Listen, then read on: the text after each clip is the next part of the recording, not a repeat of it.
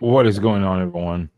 I wanted to start the show off a little bit differently than we normally do. Let's get this out of the way.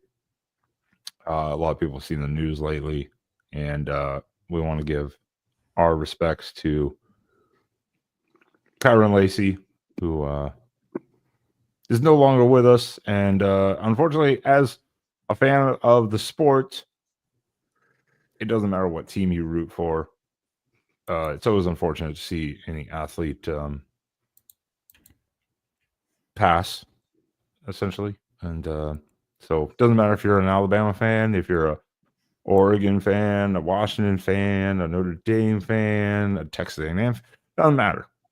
It sucks to see an athlete pass, and so our thoughts are with all of his family and friends and the team and former teammates, and yeah, and it's a loss of talent. That's all I can say.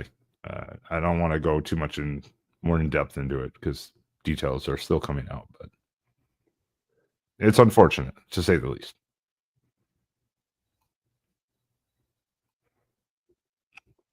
All right. With that out of the way, what is going on, everyone? And welcome into the Voice of College Football After Dark, right here on the main channel. We got a special guest tonight, outside of the usual people.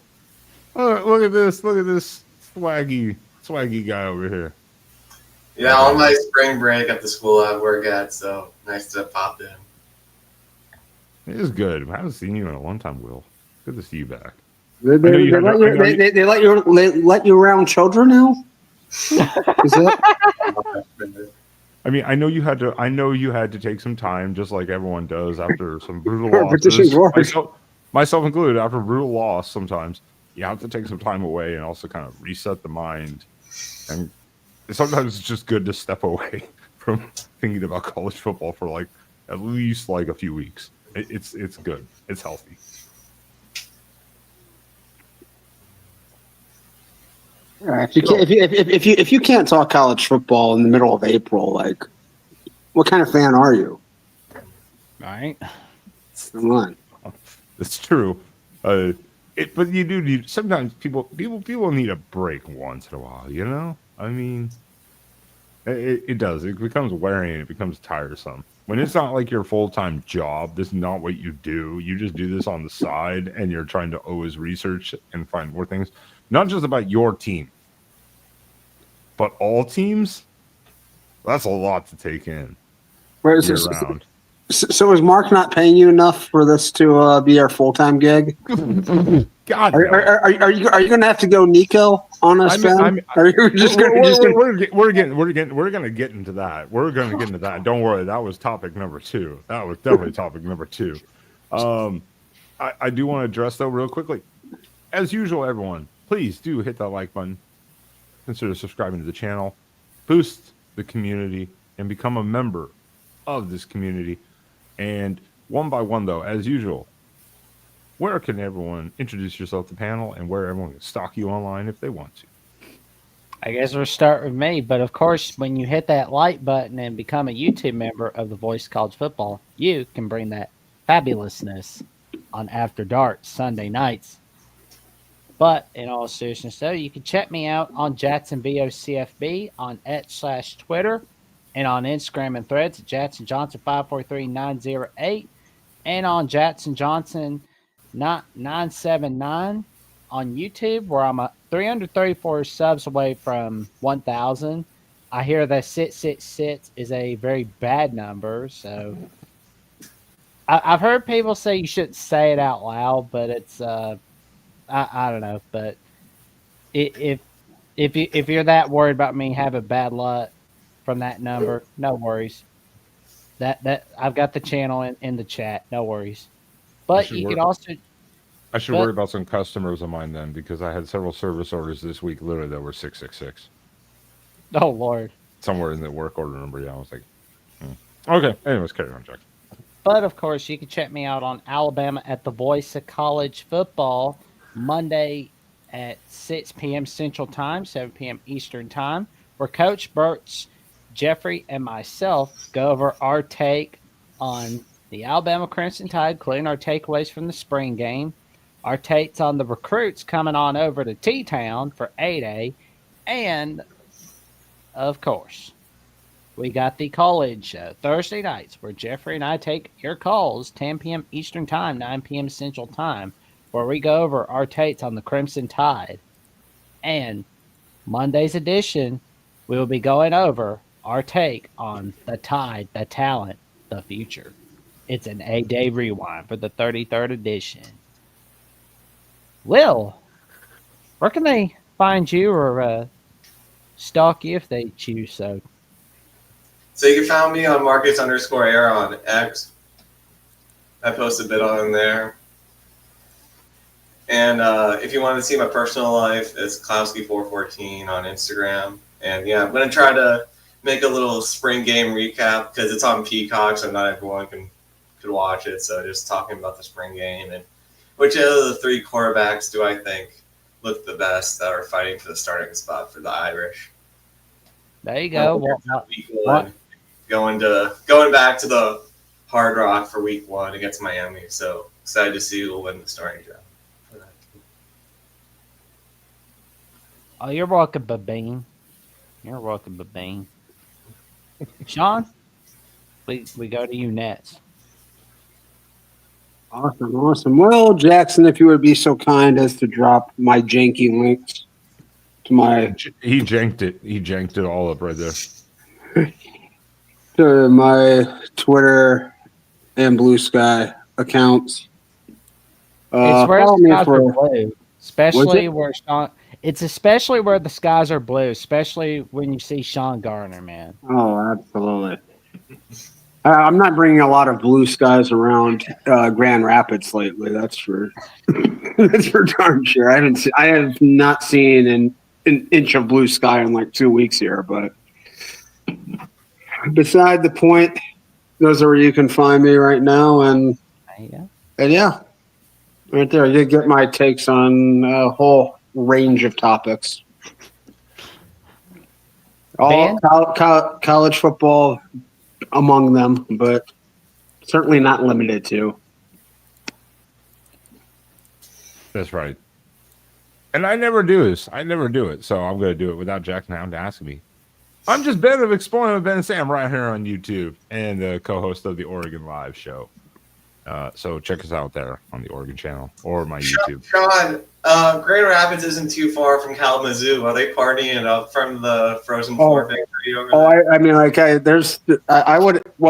Kalamazoo doesn't need any reason to get completely trashed. I mean, they live in Kalamazoo, so it's reason enough to drink.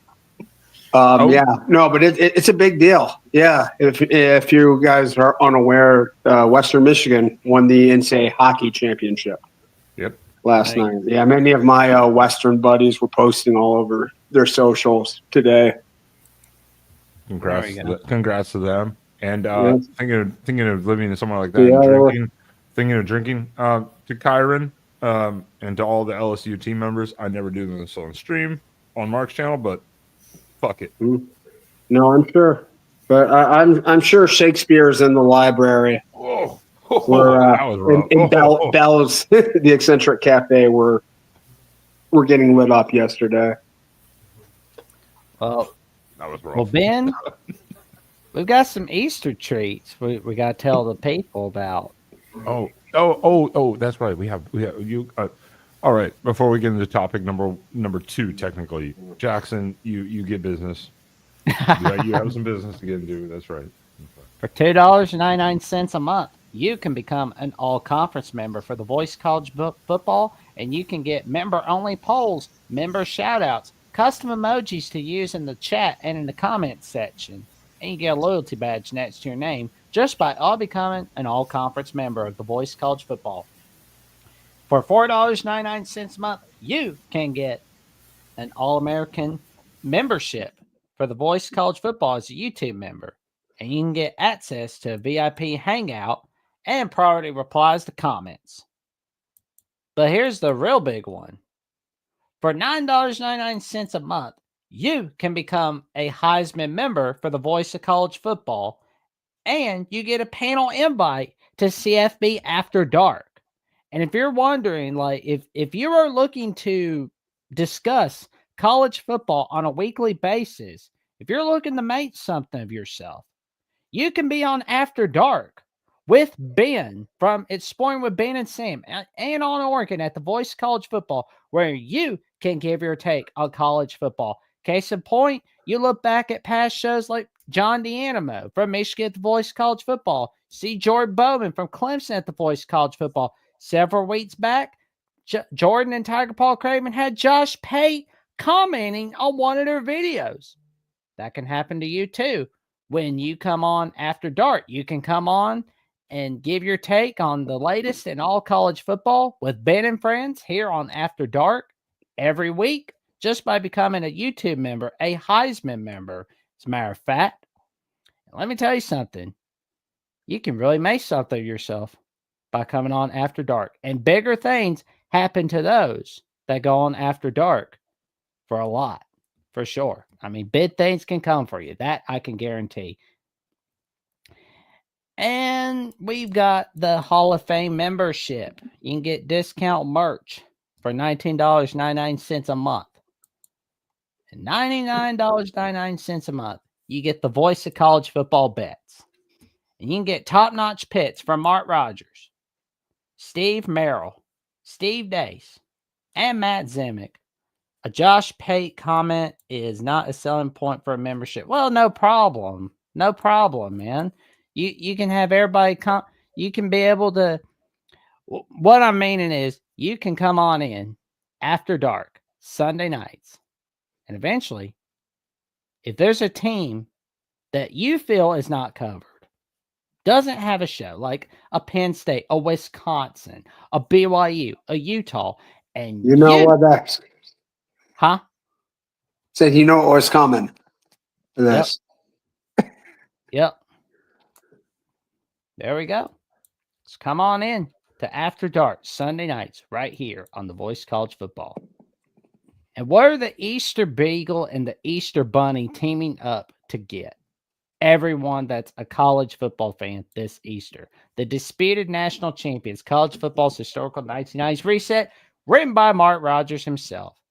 And you'll learn about what happened during the 90s, how the decade changed sport, why the championship results should be questioned, how to correctly think through the snares, and appreciate the accomplishments of teams that were not recognized as champions. This book provides an in-depth analysis of the changes, controversies, and outcomes that define a decade of college football. It challenges readers to explore and critically evaluate the decisions that shape the national championship landscape. Unlock the mysteries of college football's most debated decade. Grab your copy now.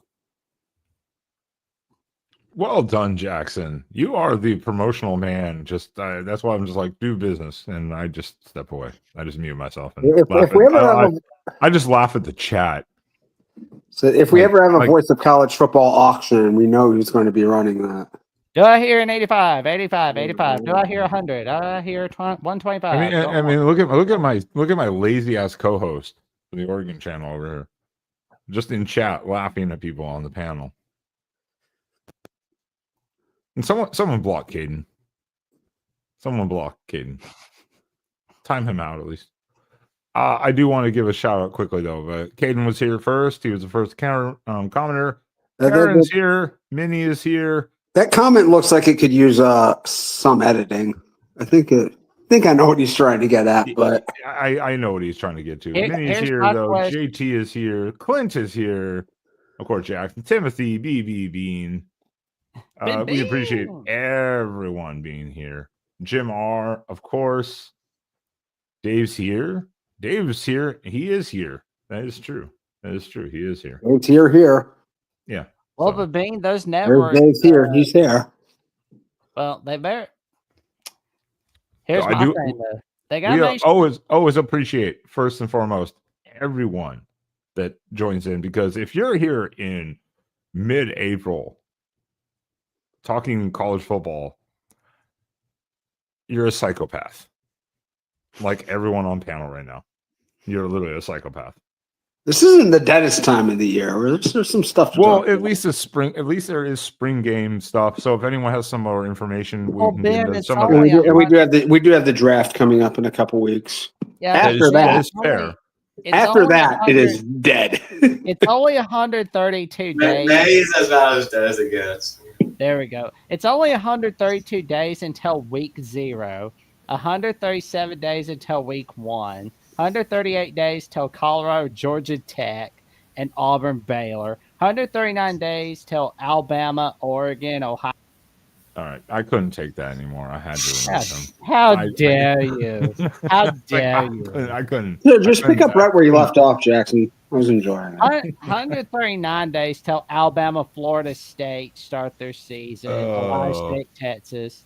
140 days till Notre Dame, Miami, and Virginia Tech, South Carolina, and 141 days until the start of the Bill Belichick era in North Carolina on Labor Day when North Carolina plays TCU. Hey, it's coming. It's coming. And the month of May means college football preseason magazines are coming. Eric, who's I counting? am. No one's counting. I mean, Jackson is apparently, but Well, he's got we like got- a time. we got- He's got we got- timers all around him. I mean, Counting. we're burning daylight. We're burning daylight. We got plenty of college football coming up. All right, we are 17 minutes into Jackson's like Fry's dog in that one episode of Futurama, just sitting there waiting and waiting until the season.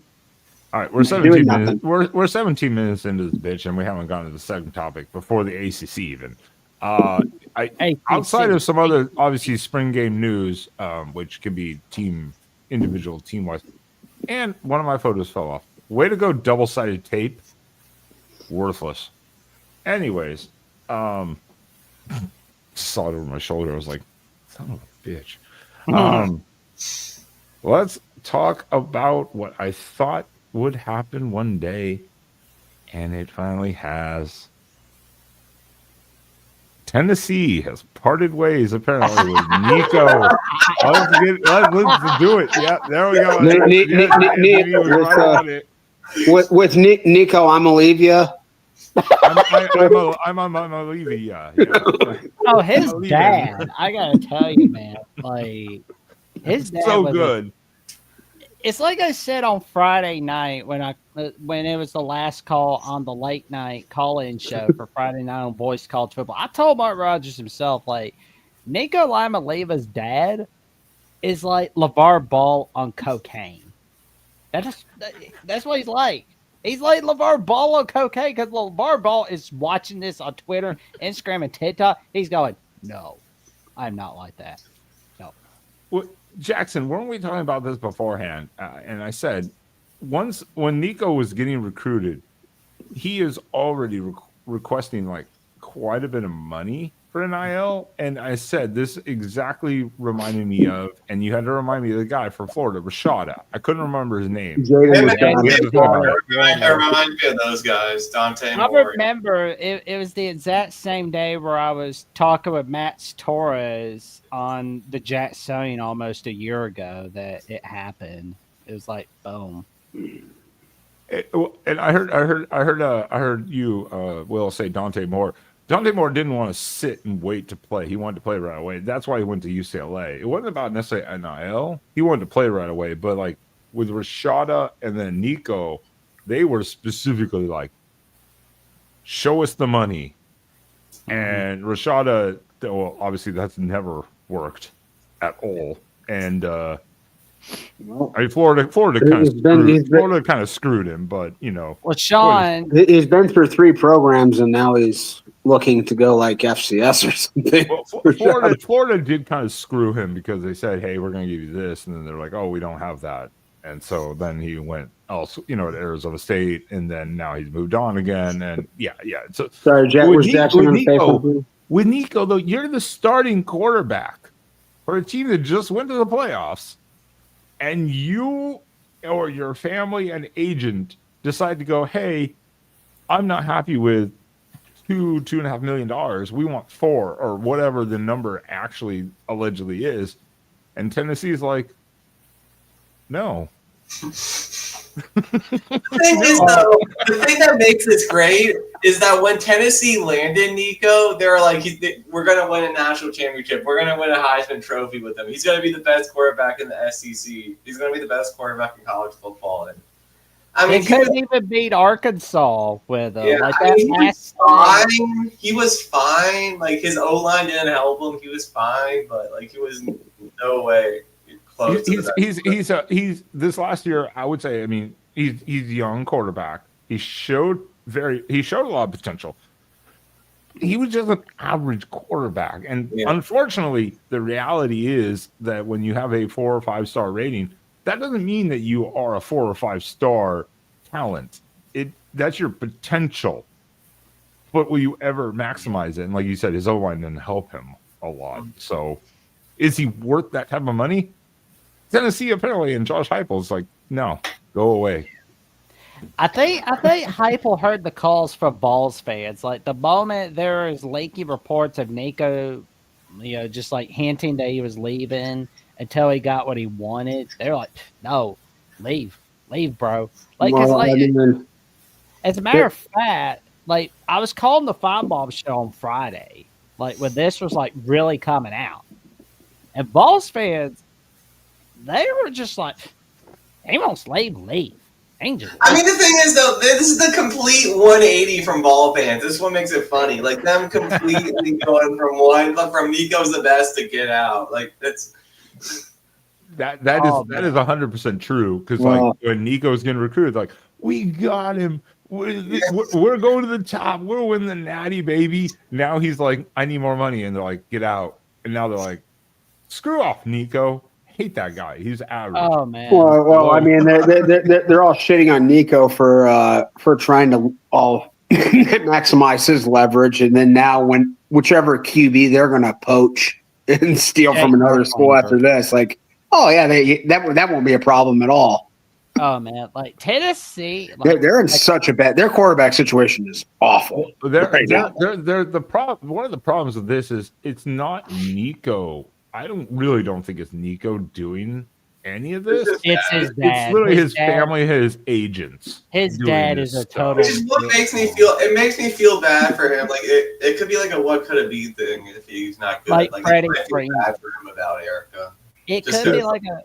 It's like he's getting screwed over by other people. So I do feel bad for him because of that. In all fairness, though, because he's getting told by other people because they could be having this contract negotiation type of thing, and he could still be going to practices. But he decided to not go to meetings and practices. That's a Nico decision, not his family. Mm-hmm. So you could be doing both, negotiating and going to practices. But he literally just said, I'm out, basically. Where do you think he's going to go? I think he's going to UCLA is my pick. UCLA is my pick for where he's going. That would make sense. Can UCLA afford $4 million? I mean, Aikman could probably. Well, you know what? But can Nico get $4 million?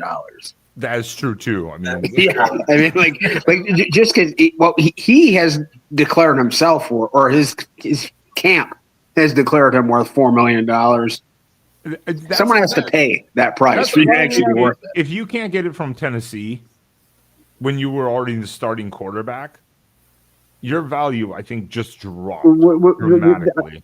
I mean, like, if it comes down to an NIL play, I mean, I don't think UCLA's got any sort of NIL collective that can actually, like, muster up any money. I don't think there's a lot. LA, so there's that. But he's from there, too. He's from right around. He's a Southern California kid.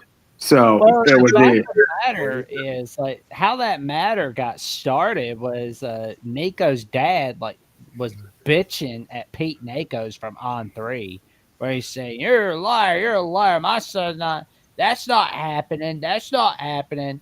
It was happening. And I don't know if anybody's looked at, like, the tweets of Shannon Terry, like, defended Nakos from like that stuff, because there were like people calling for Nakos to get fired based off of the Nico ordeal. But it's like, no, Nakos was telling the truth. And it's funny, though, because I was like, TJ Ronan at Michigan, the boys' college football, and we talked a little bit about it on the phone yesterday. We were like, this is holy crap. This is not good for college football. We have a super chat from Caden. I see that. We're gonna get right to that. I see you, Caden. I see you. Don't worry. I see you. The one thing that concerned me when this news first broke with this whole trying to renegotiate NIL, because it is very kind of professionalism, professional level type of contract structuring, I guess, or restructuring, is I appreciate Tennessee and Josh Heupel for going, no, absolutely not. We're moving on without you. I appreciate that wholeheartedly, because this was the fear with NIL, that eventually you were going to get into these things where people were going to start sucking up more money, and Tennessee just went, nah, we ain't doing this. Well, Sorry. I mean, and he probably thought he had a lot of leverage, because Tennessee does not have a single quarterback here that has ever taken a college snap. And again, more good on Tennessee to go, So yeah, we're good.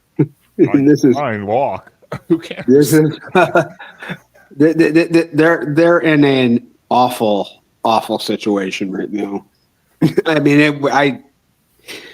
I guess I don't blame you if you're Nico for, hey, what are you going to do without me in this situation? I mean, they tried. I mean, I get it. I understand. But I'm happy the university set kind of a precedent to go, screw you. No player is bigger than the team. Exactly. Thank you. That's the one thing I think with NIL especially, but it's also like individual awards. Like, oh, good, you're a quarterback, won the Heisman Award. Okay, cool. But your team was garbage. Well, who cares? That means you're just propping one player. It's a team sport, just like every sport. It's not about an individual. Yes, individual awards and stuff like that are cool, but you have to have the team around you. But Dave here has a great point. None of you ever ask for a raise at a job you really don't want. It's like, good point. Because I mean, it's not the kid's fault, it's the people that are like running the NIL system. They're Well, and his family, his agent, and all that, just bad advice. Yeah. I mean, bad advice. If you're making around $2 million to be a starting quarterback at Tennessee, would you be greedy to be like, hey, I want 4, hold out from practices and worry of getting kicked off the team? Maybe that was never even a thought, that they would be like, screw you and walk away from you. I think, but there's also got to be like some more like context to this story that we don't know. Yeah, there has to be. There's got to be background stuff. Especially because this story, I was really surprised with how fast it escalated, because this story really only broke in the public probably like Thursday or Friday, and then a couple of days later he's gone. Yeah, he's booted. It was only like a 4 to 5 day window, completely from like start to like we're done. Yeah. It was quick. It was a fast moving story, and I love it. I love that. Again, it was just like we're done. Cool. Bye, Nico. Good luck. Stanford or UCLA or some shit. Well, and the fact that, maybe Andrew Luck wants Nico. And don't you dare tell me that Dan Lanning snitched to Tennessee about this. Well, I mean, the fact that there's don't even hasn't that already been like established that he did? Pretty much. I don't care. I don't care either. I actually think it's kind of. No, actually, I think I don't think a coach should be snitching to that other players on their team are taking NIL. Well, that tells me whatever. He's probably tight with Heupel in some way and wanted to do him a solid. Well, yeah, because I mean, it's like and it tells me too that the Oregon QB situation is more than good to go. Like they're ready for Dante. Oh, they're not. They weren't never going to be. Oh, Oregon was recruiting Nico, but when he went to Tennessee, that was fine, But now with the type of demand, why would any team willingly want to deal with that type of potential drama behind the scenes outside just the player, knowing that the family and agent are Drama. potentially.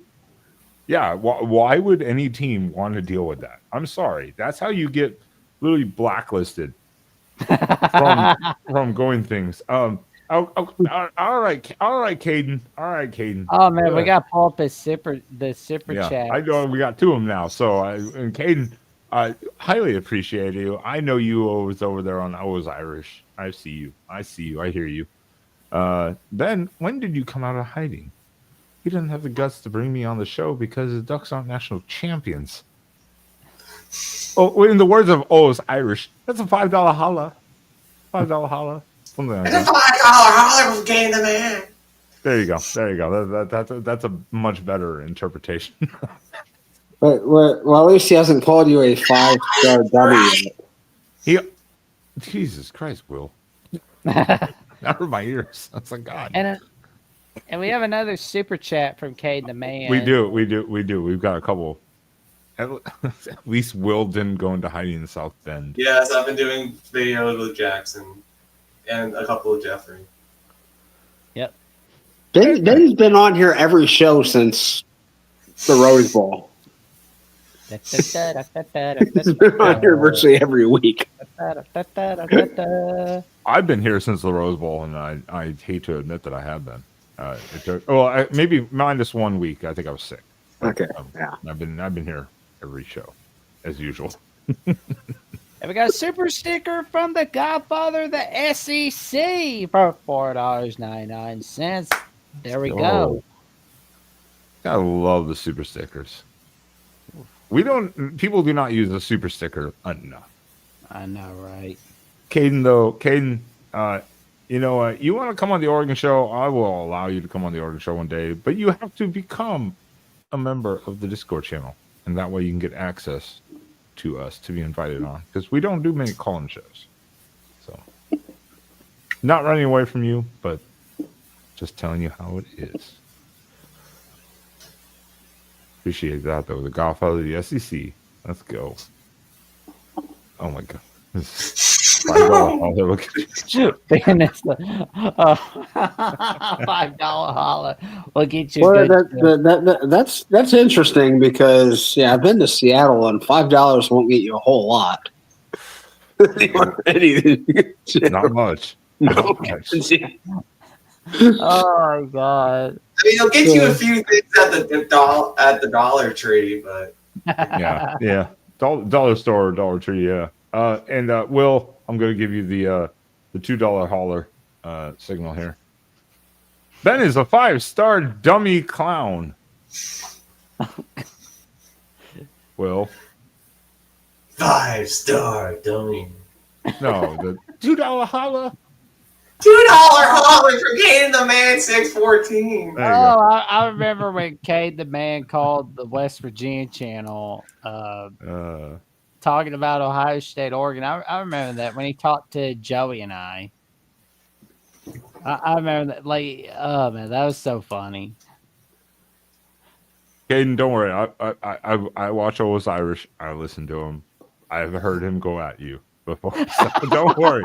I'm not confused or immune to this. I just don't post in the chat during live streams. Yeah. I don't know what's going on here. I'm not making The chat is fun going of all over the John place. impersonating him. I think John does a good job with Always Irish. Yeah. Okay. Caden, we always appreciate all the super chats. Plus everyone in the chat in general, because you people are college football weirdos like us. I almost say sickos, but I would not want to get copyright claimed and cease and desist from Cover 3. So He won't. Danny Cannell will come over and absolutely try to turn me a new one. Get out of here. All right. Gentlemen, are you ready for the topic of the night? 35 minutes into the show. Kill me. Kill me. Because the whole point of why everyone's here is, besides to see our beautiful faces, the 2025 ACC conference schedule breakdown. Let's get into it right now. There we go. Let's bring it.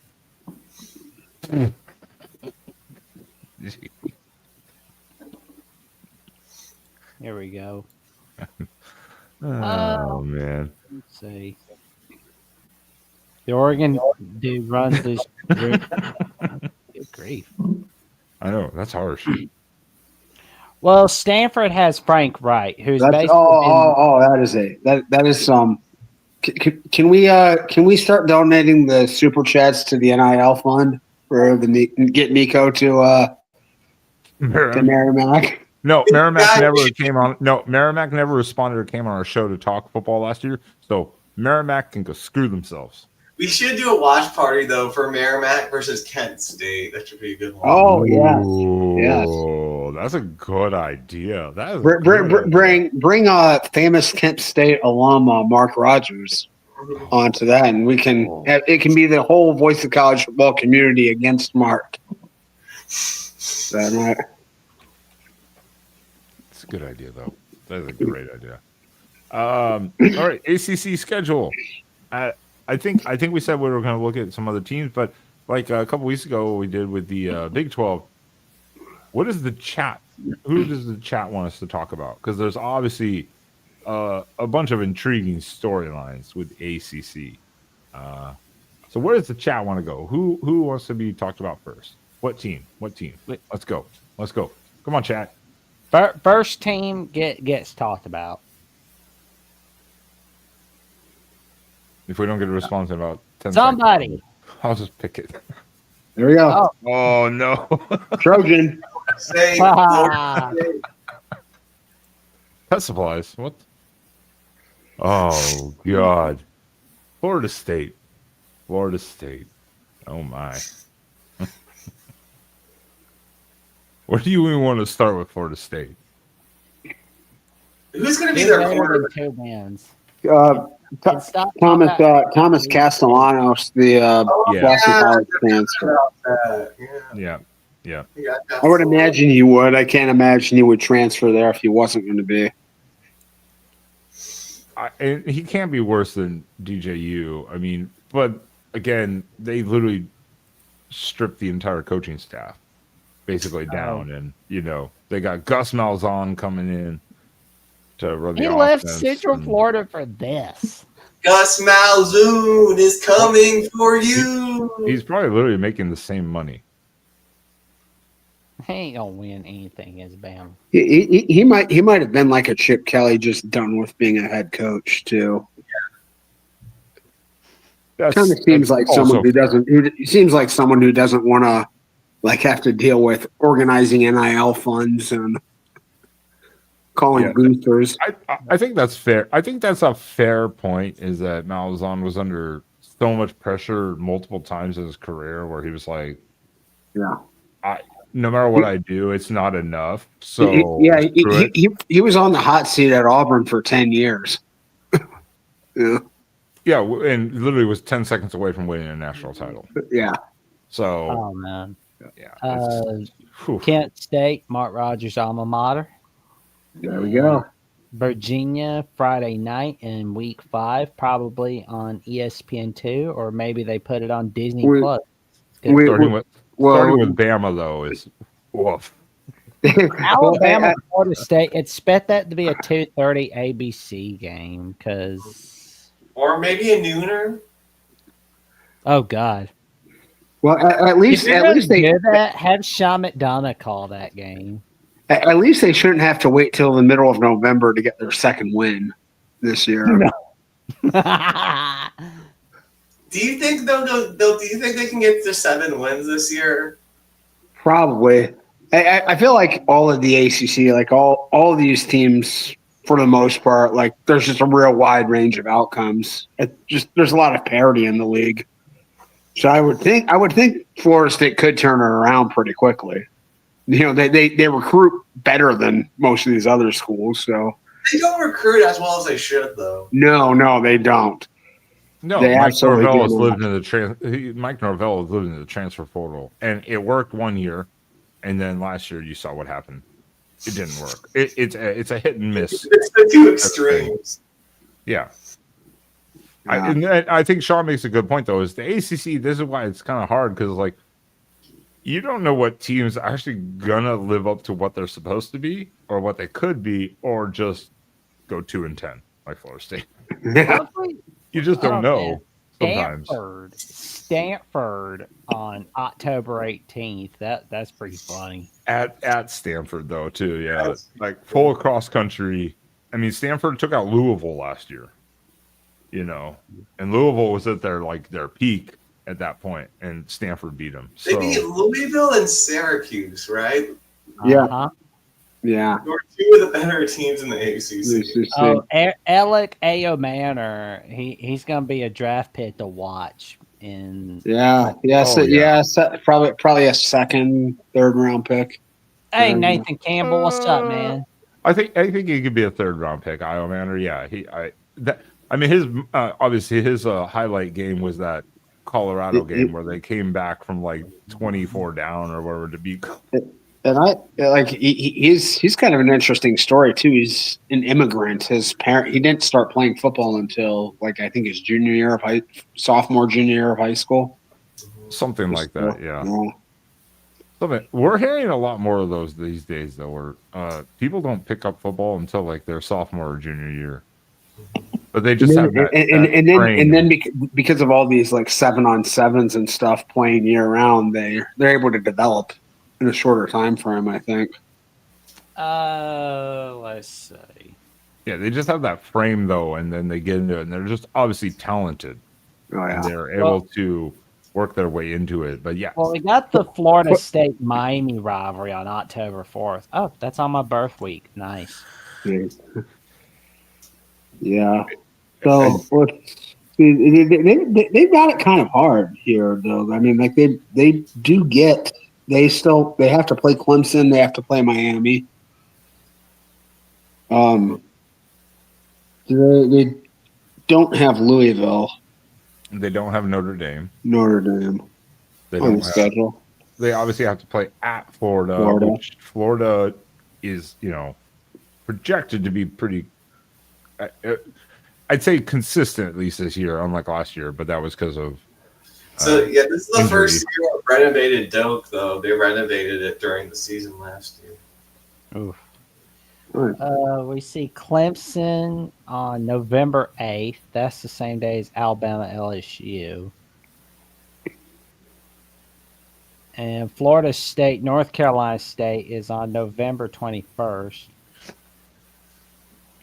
I'm wondering if we're going to see Florida State on Saturday still. Like, I feel like that's a Saturday night game. It was on Black Friday once, right? That was 2022. Mm-hmm. That was a fun one. Was it a night game? Uh-huh. Yeah. On ABC. Okay. Oh, man. Oh, God. If it was at Virginia Tech on a Thursday night, it would be ugly for the Seminoles. Like, you go to Virginia Tech on Thursday night, you're screwed. Do you remember that it was 2018, right? That Virginia Tech Florida State game was Labor Day first game. Oh, that was so funny. We're gonna do a whole show about this. I think in probably like 4 or 5, 6 weeks, something like that. We'll do a show about this, but this is like, you could say, maybe call me crazy. This has to be a remake, like a much better year for Mike Norvell. Like, if they don't go bowling this year, I think 7-5. He's gonna be on the hot seat. Mm-hmm. I mean, they should be expecting a lot more than that. But he has to go bowling at least. But I mean, because you have to look at the way he's built the roster. Yes, it worked, and then it was a complete failure. And if you don't go bowling at least now after revamping your whole staff, basically, your outlooks are not great. aren't playing many good teams though. They might be better than 7. It's possible. It's possible. Okay. All right. Can we? I think that's enough. All right. All right. FSU. It's going to take a while. FSU? I like how we started with the worst one. At least we got that out of the way, though. That's hard to say. Florida State, the worst one in the ACC. Yeah, they're not the worst. Tough. They probably won't be the worst team this year, but that's tough to All say. right, we could scratch Florida State off. Which team do you want us to cover next, everyone? Let's go First- Cal. I saw Cal. yeah. Yeah. Clint came in like a second late with the algorithm. Yeah. Big algorithm, man. What was, Oh, Caden, the man's asking me, what was the episode with Joey Foster? It was on October 12th, 2024. It was, yeah, I could find it. all right. We got Cal. Yeah, coming it was up. a little bit before Joey officially retired from YouTube. All right, so we got Cal coming up, and then we will get to North Carolina. I saw Christopher coming with North Carolina, little Okay. behind, but we can go Cal first because one of the best things the last couple of years has been the Cal. At least this last season, especially the Calgorithm. God, The that's, Calgorithm is so good. who wants to see Notre Dame Cal? Like, oh man, that can you believe that's gonna be? Now I realized why Clint chimed in with Cal for this. Yeah. Yeah. Interesting. All right, Clint. All right, Clint. Look here, little Beaver brother. All right, we love you. And I wanted you to be with us wholeheartedly. The Big Ten just didn't. You guys wanted to keep the Pac-12 logo, and that's fine. I appreciate that. I love that. I hate seeing our conference be destroyed. So Clint knows I like him. Do they have someone to replace Mendoza? They did take back. Oh my God, I still can't pronounce his name. He committed to Oregon after Cal, then he left after 2 weeks to go back to Cal because that's where he really wanted to go. But that was mostly because their offensive coordinator had left, and then they brought in Carson, so it kind of stabilized. KPJ is that what his name is? I'm using. I really can't pronounce his name. The kid from Hawaii. Yes. Okay. The 4-star quarterback. Saga Polo Tule. Jarian Kaowi Saga Polo Tule. Yeah, that's why we just used initials. Yeah. Like I will say, like I'm trying to resist this like initialism fad that like everyone's going through. If you have like more than one, everyone goes by their initials. In this case, this is when it's necessary here. JKS. Yes, there you go. Yes. So there's a couple Notre Dame guys that went to Cal that couldn't start at Notre Dame. So Gaden Mickey and Tyson Ford, 2 guys that just couldn't quite start in South Bend or head to Cal. So I might watch a couple Cal games. Cal has one of the most electrifying skill players in the country, though. Jaden Knott here. I was a little bit surprised he was back at Cal this year. I thought he might have been. He might not even be eligible for the draft, but I thought he might have been a lucrative portal option for somebody. But I didn't even know Devin Brown went to Cal. Is that true? what? Oh yeah. Oh, Devin Brown. I did. Oh, he transferred. Yeah, he did. Yeah, he did go. I was like, did he go to Cal? I actually wasn't even. Yeah. Yeah. I could see him being the starter. They're a freshman guy. He's going to redshirt or be the backup. So I could see Devin Brown being the starter.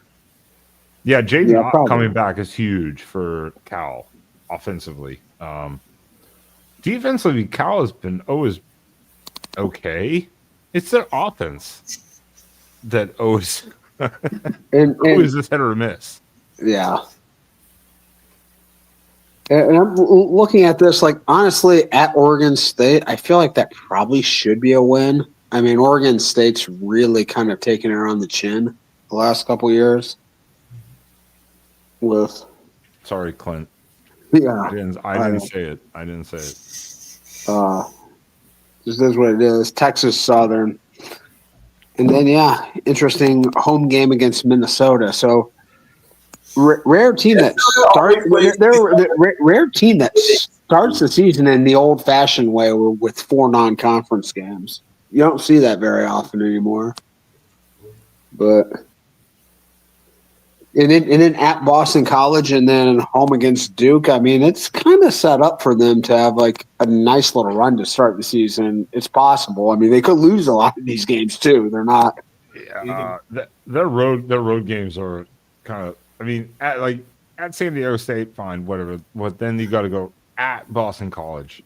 Yeah. Then you have at Virginia Tech, at Louisville. Like you're traveling a great amount. But of course, they knew this was happening when they joined the ACC.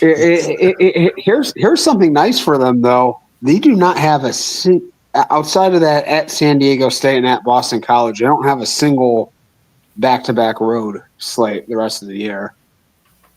True, and I mean at San Diego from Berkeley is not really. It's a little bit of a distance, but it's what 5 hours, 4 or 5 hours. I mean, like you can probably fly there in like an hour and a half. Yeah, I was like 4 or 5 hours. Like you could take a bus 4 or 5 hours. So, it's probably more like seven something driving, 7 to 8. But Cal, unfortunately, unless Harsin can change something offensively, and the defense just stays the same or improves a little bit, Cal is always that team where it just starts. They start strong some years, and then it just all seems to like fall apart, like for whatever reason. I don't know why. It's just always that way. That Cal Stanford isn't on rivalry week, at least on the even number year. It just feels wrong. It's stupid. Like, Cal SMU on rivalry week. Who's seriously looking forward to that? Oh, I'm gonna watch Cal SMU. Like not even like that. That will get an alcoholic to quit drinking alcohol. It's because Stanford or to drink more. What'd you say, Will? It's because Stanford always hosts the Irish the last week every other year. Yeah, the USC Stanford Notre Dame, alternating schedule every year with them, and Notre Dame always screws up schedules. They always have stupid stuff like damn it, Notre Dame. They make USC and UCLA play like the third to last week of the year or something crap like that. I like Notre Dame USC on rivalry week. It does feel like a rivalry week game, of course. Well, that or at least has to be. It has to at least be minimum. Obviously, UCLA, USC has to be. Exactly. I mean, one of those two. I mean, it has to be. But with Cal again, last year was such a turnaround. But they should have won. They should have probably won the Miami game. They should not have lost to Florida State on the road. No. I don't know how that abomination of a game happened. Oh, they lost to Florida State. But yeah, those are things that can't happen. Did they make a bowl last year? They did. Cal did, yes, and they lost the bowl game. Well, as did most of the teams in the ACC. Their bowl game and the SEC. $2 holler from Caden. Oh, good. It's not me this time. Spaz is a 5-star dummy. He is a 5-star dummy. I will admit to that, Caden. You are right on the mark there. He is a 5-star dummy. That is true. That is why he might be a 5-star plus dummy. Well, that may be true. He might be a Jeremiah Smith level dummy. That is why he has stayed the only consistent Oregon co-host on the channel for a few years now. So he probably is a 5-star plus dummy. That's why you hear like Ben at least once or twice a show, hearing him say, "God damn it, Spaz." Oh yeah, easily. Like, although we haven't heard it as much from Ben in 2024 on After Dark. I unintentionally took over saying that for some reason. I don't know why. Yeah. So I did have a question about Cal here. Do you think any program like what program has lower standards in the Power Four? Because Justin Wilcox, I mean, I don't hear any sort of. I haven't heard any sort of buzz from him for a while. That he's on any sort of hot seat. I don't think he is. No. So Justin Wilcox. The only reason I can speak to this, I see another super chat, and we're going to get into that. With Justin Wilcox, look, yeah, he played at Oregon. Love Justin Wilcox. Have the greatest respect for him. When Cristobal left Oregon, they interviewed Wilcox, and I was like, God, please no. Do not hire this man. He was already the coach of Cal. He wanted to bring the staff, and Oregon's like, no. And then goddamn Lanning. And I was like, please, good God, no. Do not hire Justin Wilcox. I'm sorry. He's consistent at underperforming. Let's put it that way. I guess that's the best way I can say it. He has all the talent around him. He has great players. And they still find ways to just screw it up. Or have a collapse in the late part of the season or in the bowl games. I just don't know how else to summarize Justin Wilcox. I say Virginia and Northwestern, I guess, are up there. Yeah. What? But Northwestern, for instance, he got put in a bad position, and he maximized that team. Justin Wilcox has been at Cal for 8 years. I think was it 8 years? And thank you, Caden. Yes, thank you, Caden, for the $2 holla. $2 holla. Ben is the biggest 5-star dummy. That is true. I'm not even going to deny that. I'm not going to be mad about that. That's fine. That's fine. Not gonna be mad at it. Mr. Nathan Campbell says we need to cover NC State next. So we've covered Florida State and Cal, and now it's NC State. Ooh. North Carolina. Someone said North Carolina at some point too. Yeah. Oh yeah. North Carolina. Well, we're going to get to all of them at some point. Exactly. Somehow. We'll get to North Carolina. I don't know how, but North Carolina State, though, last year heavily underperformed expectations. Maybe it's I me, but I can't but think that Dave Doreen's on a bit of a hot seat. He also is someone that's consistently underperformed. Yeah, because I mean, it's like he stayed longer than the guy that was previously there, Tom O'Brien. Like Tom O'Brien never should have left Boston College. No, dumb move. No, if your name is Tom O'Brien, you should be coaching at Boston College, and you should never leave. I will say this: of all the teams we're talking about, NC State is literally one of the teams I know the least amount about.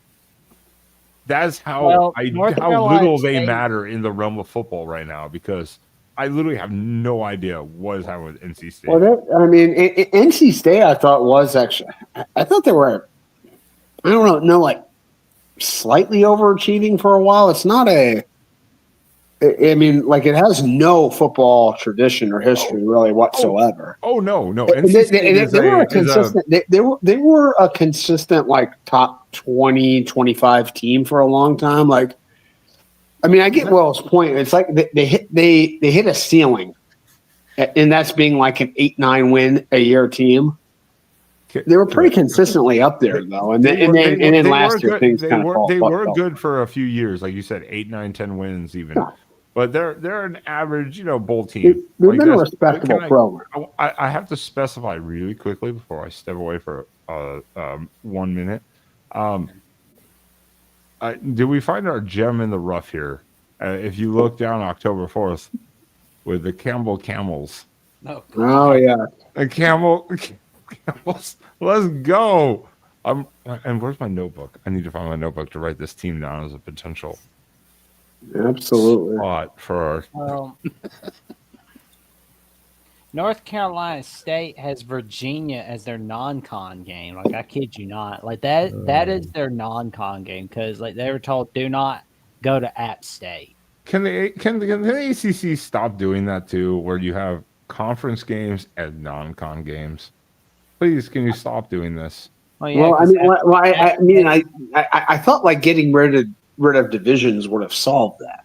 like I understood why like North Carolina and Wake Forest and NC State did that for years because they could only play once every 6 years. Is it the Notre Dame thing that's throwing off that whole? Not any offense to Notre Dame, but is it the Notre Dame obligation in the ACC that's causing this non-con thing? Well, it shouldn't be because they still only play 8 conference games. So being forced to play Notre Dame for one of them shouldn't really be. But it gives them some flexibility in their schedule so that they can. Well, I mean, like, it's stupid. It's stupid. I hate it. It's confusing. Well, the thing is, if you made them play 9 conference games, and you could make sure all these North Carolina schools played each other, which apparently is very, very important to them. Well, yeah. I mean, but on the other hand, it's like you don't want to get rid of the good non-conference games by having like 9 conference games. That's what worries me is like we're going to be having sloppy weeks. But it just feels like.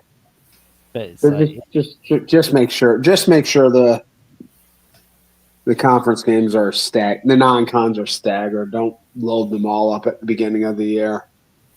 Yeah. It'll be fine. But like North Carolina State, so you know how Kevin Keats got fired a few weeks back as the men's basketball head coach? Like, yeah, you took us to Final Four. Not enough. You underperformed. You suck. Well, Dave Doreen has to be feeling some type of pressure after 2024. And we see the regular season rematch from the Military Bowl in the East Carolina-North Carolina State rivalry on Thursday Night Football. East Carolina should be way better than they are, man. It's sad. Oh, yeah. I mean, I remember the good old days of the Skip Holtz era. Skip Holtz, and then who was the coach after Skip? That was also pretty good. Ruffin McNeil. I remember the first game of the Ruffin McNeil era. Dominique Wilkins threw a game-winning Hail Mary pass against Tulsa. It was against Tulsa, and it was on Sunday, September 4th, Sunday, September 5th, 2010. And I believe it was on ESPN because they were like, "Oh, what are we gonna do? Screw it. We'll just put East Carolina." The reason, I just feel like NC State, they should have made at least one ACC title game with like Russell Wilson at some point. That's why I feel like they should be better. Yeah, that's a long time ago when they had Russell Wilson. Russell Wilson was at North Carolina State. Yeah, they lost Yeah, he was a junior dog in Raleigh, North Carolina, and then he became a senior dog in Wisconsin. But Auburn was very close to getting him. But and they were screwed by a little bit by being in the Atlantic, while Clemson was going through their run. Yeah, but if they would have been the Coastal, they probably would have made it to like 3 or 4 conference championships. Well, the fact of the matter is, North Carolina State was up and down that year in 2010. They were weird because they won against Florida State on Thursday Night Football, but they lost to ECU in the middle of October. They lost to Clemson. That was funny, though. They lost to Virginia Tech when they had Tyrod Taylor. And, of course, they lost to Maryland. Because I remember I was at Best Buy with my dad at that time. And we ran into my PE teacher from school at that time, like that day. And we were, like, talking and here and there. And we saw Florida, and the TVs had on, like, one TV had on Florida State, Florida, and another one had on North Carolina State, Maryland. Florida State was beating Florida for the first time since 2003, and Maryland was keeping North Carolina State out of the ACC title that year. The voice of college football's Bear Chat. That's funny.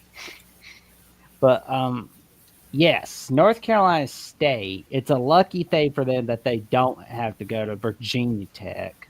The North Carolina schools, we're going to wait and see if Wake Forest Duke. Pitt is where dreams go to die, especially if you're a top 25 team. That's where dreams go to die.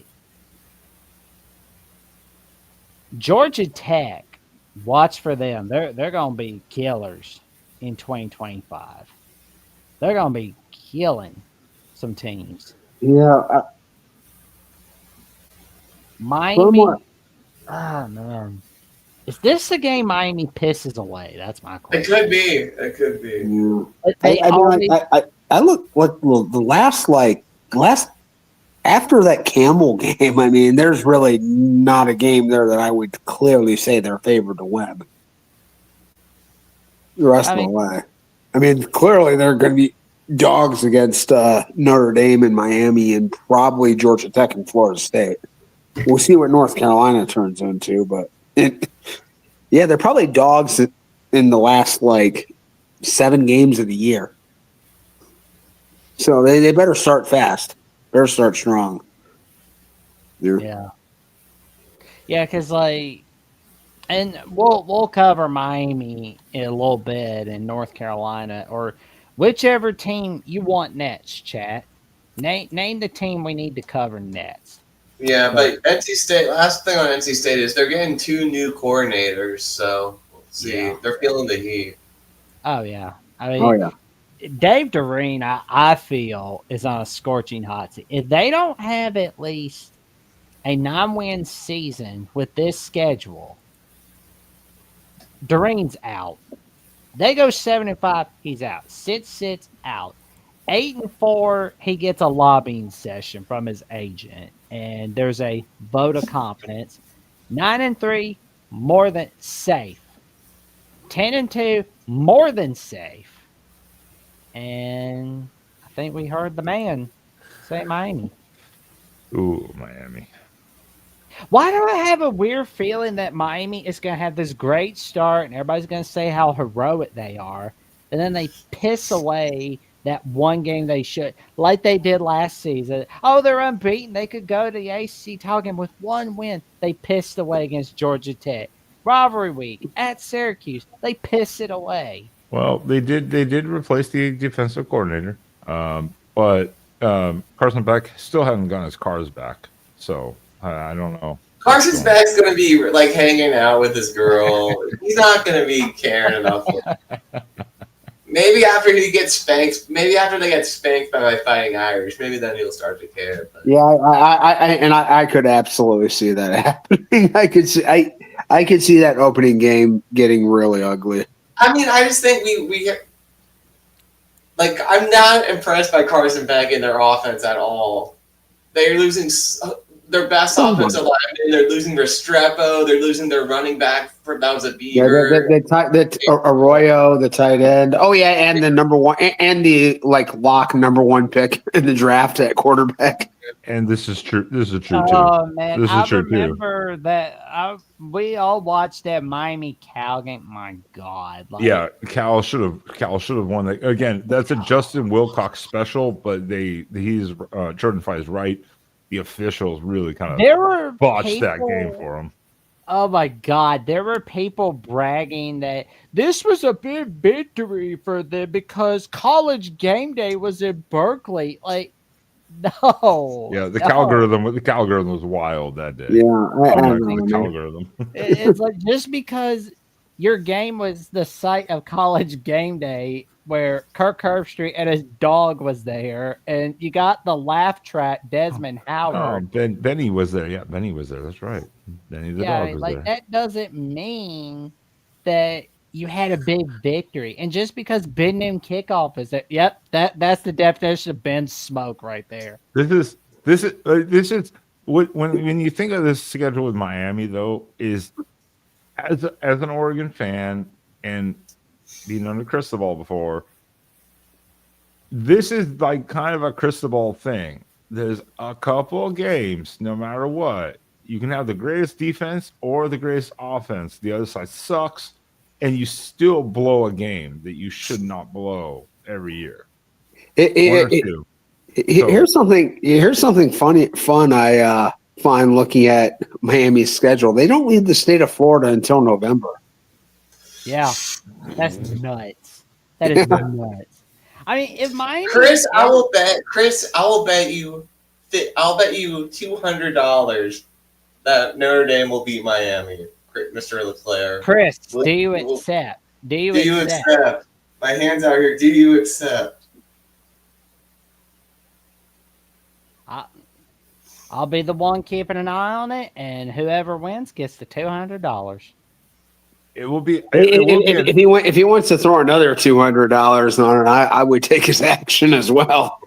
It's going to be. That's going to be an interesting test. Like for Notre Dame and for Miami, it's kind of be a season setter, so to say. You know, like where it goes from there, because that's not a game Notre Dame usually will lose. Notre Dame loses, Northern Illinois and stuff like that. Oh man! Oh, there's the Miami Syracuse game on November 8th. Oh, yeah. Miami SMU. What if Miami and SMU are unbeaten going into that week? Like I'm sure, like College Game Day will go to SMU, and I've already got a guest picker idea. But let's just say I'll send an idea to the staff.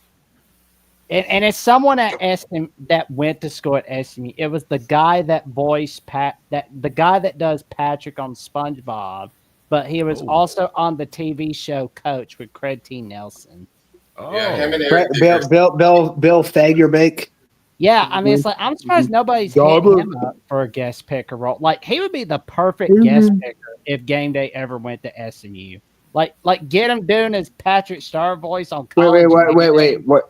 Why would is he from Texas? He went to school at SMU. SMU is his alma mater.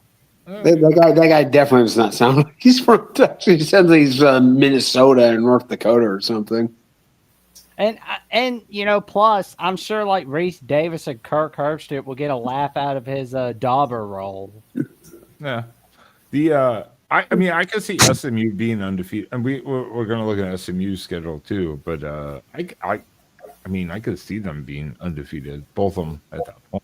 So, and they'll piss it away, and they're likely gonna piss it away some way, somehow, like against Virginia Tech or Pitt. He grew up in Idaho, but went to SMU. That's interesting. Okay. Yeah. He's clearly a northerner. That is the most northern voice I've ever heard in my life. SMU alum, like get him come on and do pits. Like that would be a fun show. I could see your point though, Jackson. This is like they're gonna go through all of this and then they'll blow it again. It's exactly something like NC State or Pitt. Just blow it all of a sudden. Like, no way. It's just what Mario Cristobal teams do. Yeah, that's not a dig on Miami. That's as someone who was under Mario Cristobal as their head coach before. That's just what they do. I mean, call me a hater, but I'm shorting Miami this season. I'm taking all the unders for the win totals. I wouldn't be surprised if this is kind of a collapse year for Miami. It's not. I'm not saying it's going to be 2024 FSU, but this might be a year where kind of the house of cards falls out. Imagine if they put Miami Virginia Tech on Thursday night. Imagine if they put Miami Virginia Tech on Thursday night, because we don't have the TV announcements yet for a lot of these. And I'll be like. I feel like Cam Ward could sue their defensive coordinator last year for damages because he probably wins the Heisman Trophy last year if they have any sort of defense whatsoever. Don't let him be the Titans QB. Well, he's going to be the Titans QB. Like that. That's not even a question at this point. In all honesty, Cam Ward technically should have probably just won the Heisman last year because of the fact he carried that team as far as it went. Sean, if Cam Ward has if he's drafted by the Titans, I may be having a bit of a bitch fit. Well, get ready to bitch because it's happening. it's 100% going to happen. You think Shador will force himself to the Raiders? Hey, you guys have something to tune into in 2 weeks from now after Cam Ward goes number one and Jackson has to deal with him being Cam Ward being his quarterback for the next. I mean, you could pick worse though. I'm not. I like Cam Ward. Much worse. he thinks he's more important than the team. I don't want that kind of attitude. I like Shador Sanders more. So See, I think Cam Ward is more team oriented than Shador. Personally. Yeah. Personally, Shador is that's a personal But thing. I mean, I will say this: Shadur played the whole game in the bowl game, and exactly. That is true. and he got his ass running it. He got his ass like driven into the dirt. That I is want true. somebody that's there with their team, good, bad, and ugly. I don't want somebody that's just gonna leave your ass in the middle of the game. That is true. I can respect both opinions on that. I can see both sides of it. Take the better football player. All right. Team Ward. We talked about Florida State, Miami. I think, and I know there was some other ones like North Carolina. Georgia Tech's a good one though. Georgia Tech. So we talked Cal, Florida State, Miami, North Carolina State. So we got. Let's go Georgia Tech. Georgia Tech's a hot team. Somehow Haynes King has more eligibility left. And so is Diego Pavia. So. Nathan Campbell. Haynes King was made to play college football, though. He just true. That guy won't make it out of camp in the NFL. But he's a practice squad quarterback. He's gonna make some. He'll make money somewhere. He'll be the guy to prepare you to play for when you play like a Josh Allen or a Lamar Jackson or something. Just a crazy maniac. It's wise of Disney to move Georgia Tech, Colorado up to Friday night. Yep. There you go. You got people smoking, enjoying the show, getting all happy. This is a great start of the season for Georgia Tech. Georgia Tech at Colorado. That's a must-watch game. Mm-hmm. I think. That's must watch. If you have it on Saturday in the middle of Ohio State, Texas, and Bama, Florida, and a few Bama, Florida State, and a few other games, you're nuts. You don't go having Georgia Tech, Colorado on Saturday night unless you move it to Big 12 after dark at night time at 9:30 p.m. Central Time. And let's not bury the obvious here. This is a game 35 years in the making. Yeah. Yes. The Rocket was robbed, and they shouldn't have gotten a fifth down either. No fifth down. No stupid clip that didn't happen. Yeah. Somebody didn't do math that day. But the two co-champions from the 1990 seasons. That is one of the most bizarre things in college football that I think that may be the strangest thing in college football history. Colorado and Georgia Tech shared the national championship. Yep. Okay. And Georgia Tech bragged for the longest time that they had a national title more recently than Georgia. Like, that was the funny part until Georgia won it all in 2021. But Georgia Tech, Clemson. Could we see Georgia Tech pulling off a massive upset against Clemson? It's going pretty good, Dan. That's not that big an upset. Come on. Clemson was strong this year. Yeah. Like Clemson's favored. But in Atlanta, I bet that spread. If there's an early line on that game, I bet it's no bigger than 5 or 6. 7, maybe 7, but nothing maybe crazy. Georgia a lot of trouble in 2024. 8 overtimes. Jesse Palmer is thinking about God knows what he's thinking about. Like Joe Tessitore couldn't quit talking about. He could not quit talking about. Georgia's in the playoffs with this win. Georgia's still. Oh my gosh! Joe Tess has become insufferable since that. Well, I mean, It was like he was being paid commission on how many times he could remind people that Georgia was in the playoffs. How many times the Georgia Tech rivalry was played on a non-Saturday. I never heard anything from that. None of us did from ABC. We never heard anything about the losing streak Georgia Tech was having. No, it's all about Georgia's playoff streak and Jesse Palmer just like thinking about what he's going to do to the pretty lady on Food Network or the Bachelorette or Bachelor, whatever the hell they call that show on ABC. Cooking. It's the cake cooking show. I don't give a rat's behind. He should have been thinking more about Georgia Tech.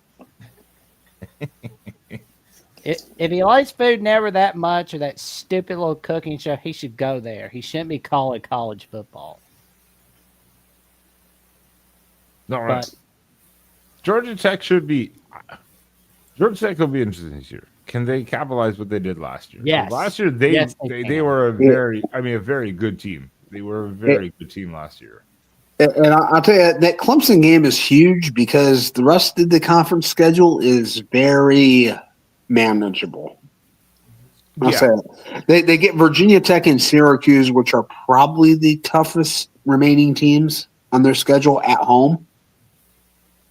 So it's their conference road games. I mean, like at Wake Forest, at Duke, at NC State, at BC. Yeah, you can run that table.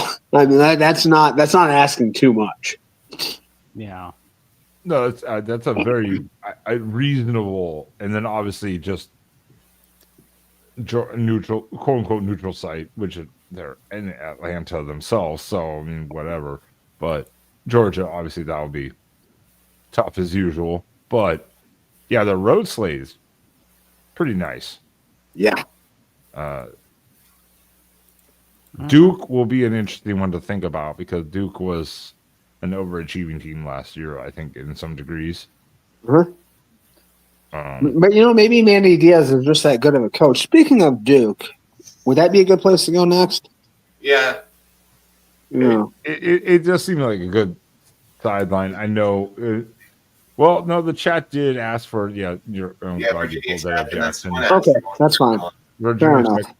Duke, we're going to get into real quick. We're going to rip through some of these teams quick, but Duke will be a good one. But let's go Virginia Tech because Brent Fry has a lot to prove this year because he's one of the people that is legitimately like hot seat candidate.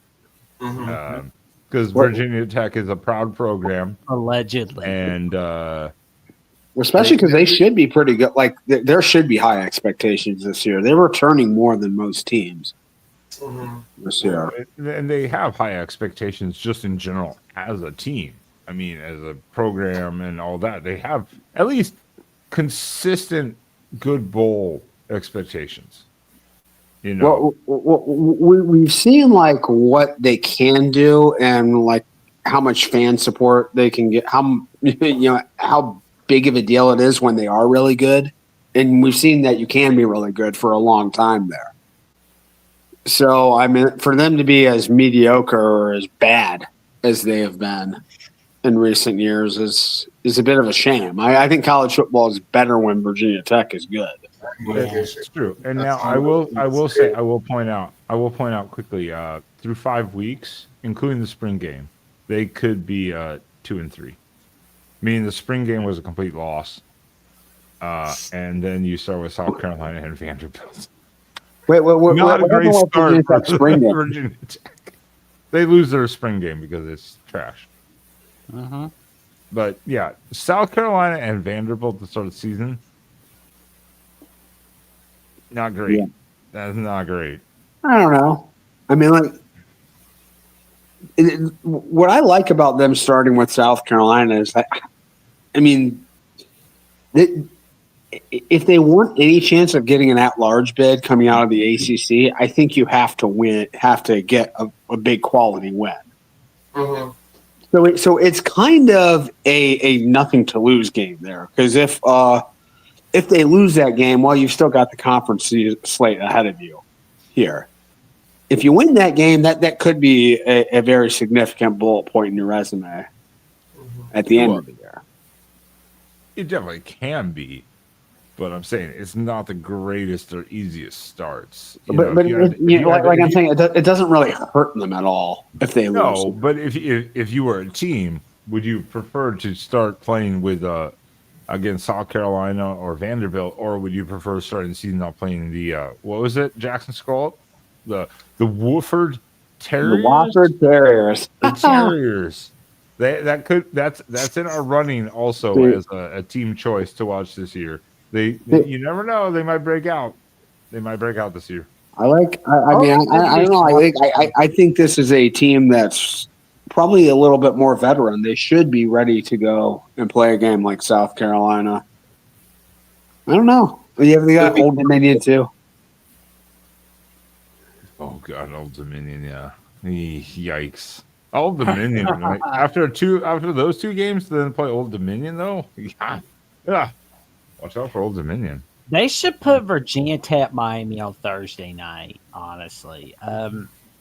We know that Virginia Tech Cal looks like a Friday night game, or it could be a Thursday night game, but those are scary if you're going to VT. Oh, and then FSU, Miami, and then at Virginia. Ooh. Mm-hmm. Yikes.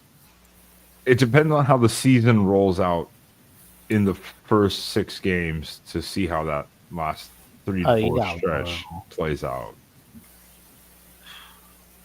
If Virginia beats Virginia Tech, there's going to be it's scorching hot for Brent Pry.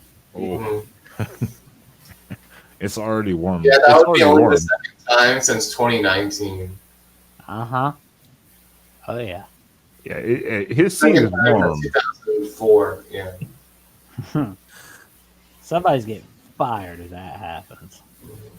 Well, think about it. This year has been kind of quiet in the sense of coaching carousels for the most part. It's been relatively quiet.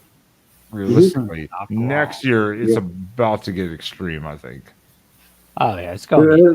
That's generally what happens. Generally, you have a lot of disruption one year. It's kind of quiet, and then more the next year. Yeah, next year's gonna be wild. Agreed. Yeah. Do we have anything more to say on Virginia Tech?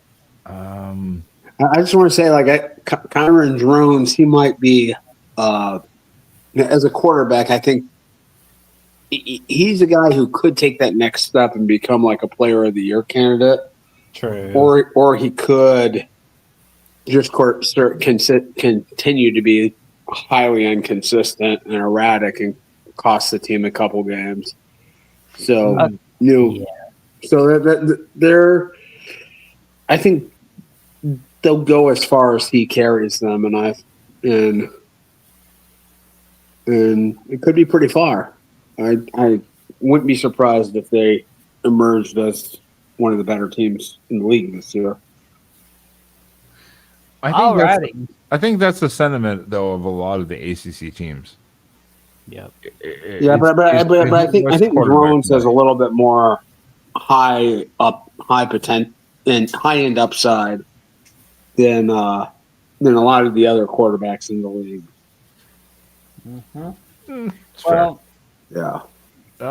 So we Duke did then, right? Huh? What was that? So we covered Cal, we covered Florida State, Georgia Tech, Miami, North Carolina State. So that's 5. Yeah, we covered Virginia Tech, so that's 6. And then we were talking about going to Duke, and then we went to Virginia Tech. So let's go back to Duke real quick. There's Manny Diaz and the Fighting Blue Devils here. I almost call it overachieving year. In his first season. Schedule, though. Oh yeah. But they did, but their bowl game. I mean, what their bowl game? They got blown out. But what they were on literally their 5th string quarterback or something like in their bowl game. I mean, so at the same time, Manny Diaz is going for defense, not offense. So, Cal looks like it could be a difference maker on who's going to get closer to bowl eligibility. But Duke, Illinois, I'm curious about that one. That I'm looks curious like about Duke Tulane because Duke stole Tulane's Tulane's quarterback. quarterback, yeah. Darian Mensah, the quarterback. from Yeah, Tulane. woof. This is not a nice stretch at the beginning of the season. no. Yeah, you have Elon, whatever. Who cares? Illinois at Hard Tulane, to say. NC State at Syracuse at Cal. That's a rough little stretch there where you're also going cross country. Yeah, that is pretty darn brutal. You have And then have a road game in upstate New York, followed by a road game in the Bay Area the next week. This bye week schedule right here. Yeah, that is crazy. Duke is hating that right now. One game in 3 weeks. Yeah, this is not set up well. At least there is some relief in that they do play. I don't know. The UConn's not that bad anymore. You do not downplay the Fighting Jim Morris. Absolutely Do not. do it. No. Oh, I don't know. Yeah. That's kind of bad schedule making right there. Hey, we're going to see more of this though. This is not just uncommon for Duke. This is going to become a reality for every team. Every few years. I think next year we'll get rid of the 2 buys a week. I mean, I think that the just typical calendar. They make sure that they start the weekend. They start the season the weekend of Labor Day and end it the weekend of Thanksgiving. mhm. And sometimes that's 13 weeks and sometimes it's 14 weeks. And I think for the next few years after this year, it will be 13 weeks. Oh yeah. Oh. Them are gonna get back to it at around 2030. Mm-hmm. Yeah. Their second half of their schedule here, though, yeah, you have off Georgia Tech off again, so that's good in a sense for Georgia Tech. Is Also Duke for North Clemson. Carolina gonna be that Thursday night game, or is it gonna be on the CW? That's a good question. I guess it depends on the team records. Well, either way, we'll be seeing Bill Belichick's resting bitch face.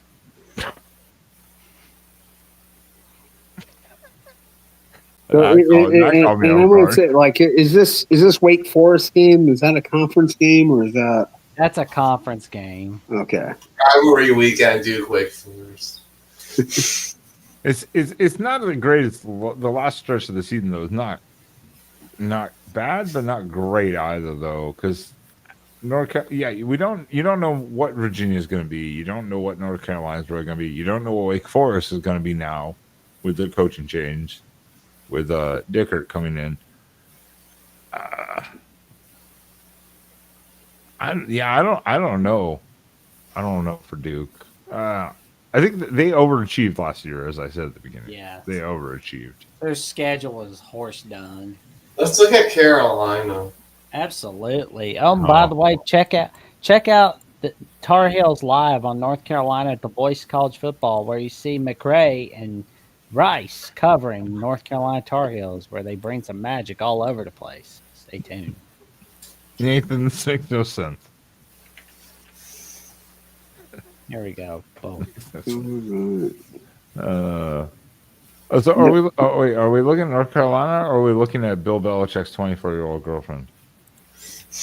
Well, let's take a poll in the chat. See which one. Oh my god! You know what's funny though is like when Bill Belichick. Think about that. Bill Belichick's girlfriend was born in the year 2000. Oh man! Like, She's only a year older than me.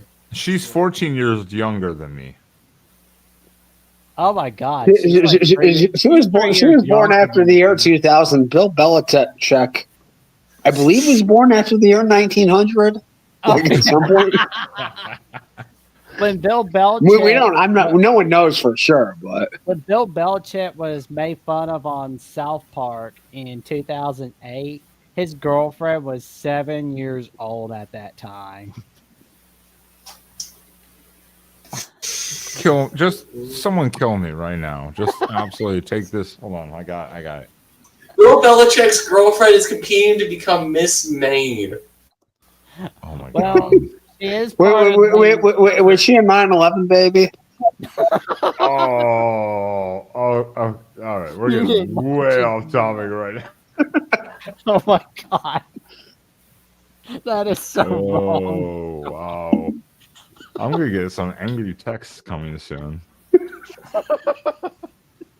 All right.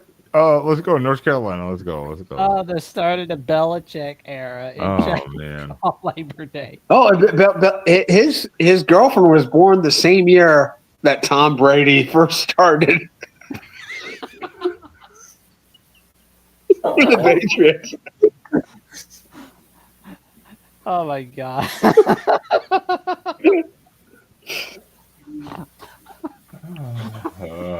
Why? Why do I do this?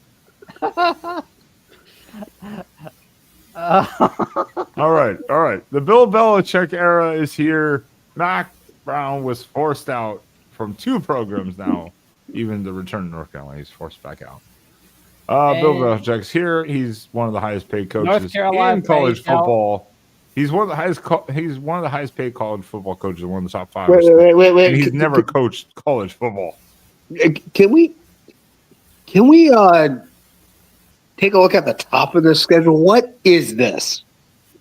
Practice like a pro. Practice like a pro. Can you Not a read? spring game.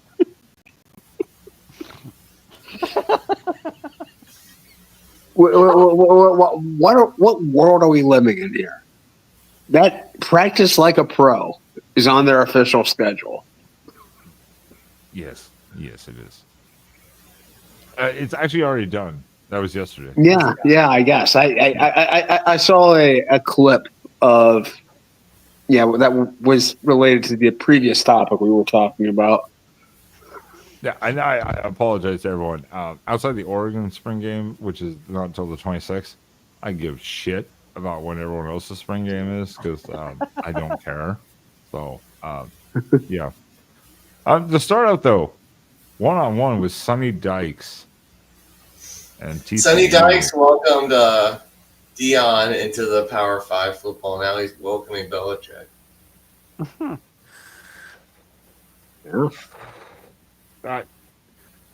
Can we be reasonable here? What do we expect from this? Because now, Bill Belichick never coached in college football, but he brought his son over from Washington to be the DC and the coach in waiting.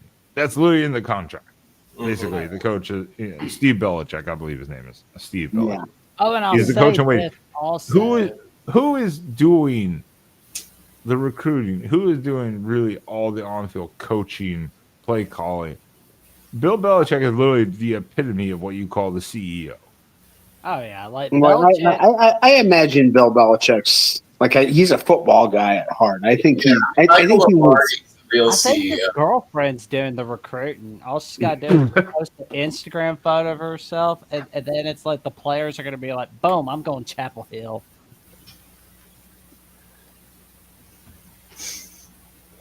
There's No comment. Comment. Hey, it's After Dark, where it's like No comment. it's like the HBO version of Real Time with Bill Maher, but college football equivalent. And even the HBO. You said it's the HBO version of a show that airs on HBO. yeah, but it's even better. I mean, that is true. Look. Bill Belichick loves football. I think no one can argue that he loves the game of football, but he's never done college football, and especially with how you've seen other coaches get out of college football. For instance, Nick Saban, because of the NIL and the new recruitment stuff, that literally drove some people out. He's not doing any of that. He's using his name, and he's letting his staff do everything. I think he's going to delegate a lot of that, a lot of the administrative and the recruiting and all that stuff. He left a very lucrative job that wasn't very demanding, just sitting there talking 2 hours a week about football. He left a job making millions of dollars doing very little work because, like, he wants to coach football. Like, that's just what he wants to do. Well, So he will definitely be involved in the game planning and the play calling. There's a bright side of this, that no you're gonna question. see. There's a bright side to what we'll see in week 1, which is more than likely going to happen. A Nick Saban, Bill Belichick interview. Watch for that. Oh, your Seinfeld. Yeah, that went my other one. That went the other one. Just falling down behind me. I love it. Welcome to moving. Love it. Oh, well. Anyways. Yeah. Look, no one can dispute Bill Belichick loves football, but the college game is so different. I think he really took some of this to get back into it, but set up son for a coaching job for more money. They have all the money in the world. They don't need more money, but No. it's going to be an interesting experiment. Let's put it that way. I think that's what North Carolina this year is going to be. It's kind of a, how is this going to go? Yeah, this is also one of these really interesting schedules where you've got 2 buys in 3 weeks. And it's sandwiched around a home game against Clemson. Watch for North Carolina State to be on Black Friday. Yeah, North Carolina State has like a decently long winning streak against North Carolina, don't they? Yes, they do. And is Bill Belichick the man to end that losing streak? And again, they avoid Notre Dame. Yep. So again, they also avoid one of the top heavy teams that competes with the ACC. So, and they don't have to go. Do they go to? Oh, they go to Cal, but it's after a bye week, so that's not bad. And then they host Stanford, so they don't have to travel too much. Well, they got to So go to that's Syracuse. beneficial. That's going to be a battle right there. On a Halloween night. Yeah. That means They're screwed. That's a loss. That's a loss immediately at Syracuse on Halloween night. Note to self, on Halloween of 2025, watch The Great Pumpkin at noon, or during the day. But when it's nighttime, watch North Carolina, Syracuse, and if you can, give your take on North Carolina. That's a loss. There are places you don't want to play on Halloween night on the road, and that's I think like Syracuse, Wazoo. Maybe like if you had to do a random trip to like Boise or something. There are certain places you just don't want to go. I remember when Southern Cal went to Oregon at night. Oregon or Oregon State, especially like on a Halloween. You do not want to play Oregon State at Oregon State on Halloween. You're done. The Beavers will wreck you for no reason. They will just break your dreams. There are places like that you just don't want to go on Halloween night. That's a lot. Pencil. But I mean, like, is Syracuse really one of those places? It's an obscure going. No. Nobody even trick or treats in Syracuse because there's already a foot of snow on the ground. It's an obscure place though that you go, and it's Halloween night. It's just that type of. It's a dome. Vibe. It's just that vibe you get though. You don't know this, Sean, as a bandwagon Ohio State fan. So I don't know. Anyways, that's a bandwagon. loss. I'm going to pencil that a loss for North Carolina. Yeah. Sorry, North Carolina. I pencil that a loss because I like Fran Brown as a coach. I think Fran Brown's probably a better college coach than Bill Belichick. So, by far. Bill Belichick's never coached college. That's why it's like. Yeah, he literally, that is the most amazing thing. He's taking his first college coaching job ever. He's never been an assistant. He's immediately one of the top 5 highest paid He was that sick of not coaching for a year to the point where he's like, "Screw it, I'm going to North Carolina." He has absolutely zero initiation to the college game. None. He's never coached ever in college. Exactly. Not as an His assistant, experiment not as a press you know. conference where he said he His- always wanted to coach at North Carolina since he was a little boy. Oh, my God. His dad Wait, coached did college. he His really dad say coached that? college, He right? always wanted to coach at North Carolina. Did he talk about Dean Smith or something like that in No. his press conference too? His No.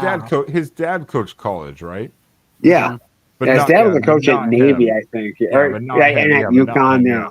yeah. Yeah. Steve.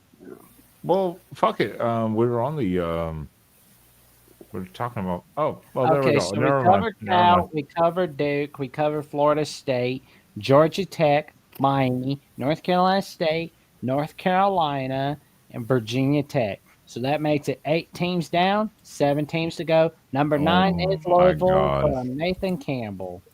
Louisville. Austin is your Louisville. cue if you're there. I think to pronounce it properly, you have to pretend there are no vowels. Louisville. What's up? Louisville. Yeah. Oh, that's about it. Louisville. OU. Yeah. Louisville is Jeff Brom has done a great job at Louisville. But now you have to replace Tyler Shuck, who was, of course, Oregon, Texas Tech, then Louisville. But Jeff Brom works magic with quarterbacks. So I think Louisville should feel pretty comfortable in what they're going to have this next year. But Louisville. Thank you, Jason. Louisville. That is that is a very cushy start to the season. Yeah, If but I look do at say that so. back half. Look at that back half. Revenge from Clemson. Yeah. You got two of the better teams right in the ACC right at the end, and then a rivalry game against an SEC team. I mean, Yes. the furthest that they travel is what, SMU and I guess SMU. Miami. Well, that's considerable travel. I know, but that's normal. But Outside of SMU, but they're not flying to the West Coast, at least. Right. We didn't look at this, so Mhm. that's not terrible. And yeah, Miller. That's right, Miller Moss. Thank you, Jordan. I forgot Miller Miller Moss. Moss. So they're bringing an experienced quarterback again, like Tyler Shuck. They're bringing in their the third straight year they're bringing in a quarterback that's like 25 or older. So, again, Yeah. Jeff Brom knows how to work with quarterbacks, so I don't think that Louisville fans should be worried about quarterback play. Yeah. Don't think that should be defensively. I don't particularly know who they lost or how much productivity they lost on defense. I guess that maybe be some of the concern. Obviously, they lost a tight end too to Oregon. I know that we brought in sophomore tight end from Louisville, so could be maybe a concern. Not sure.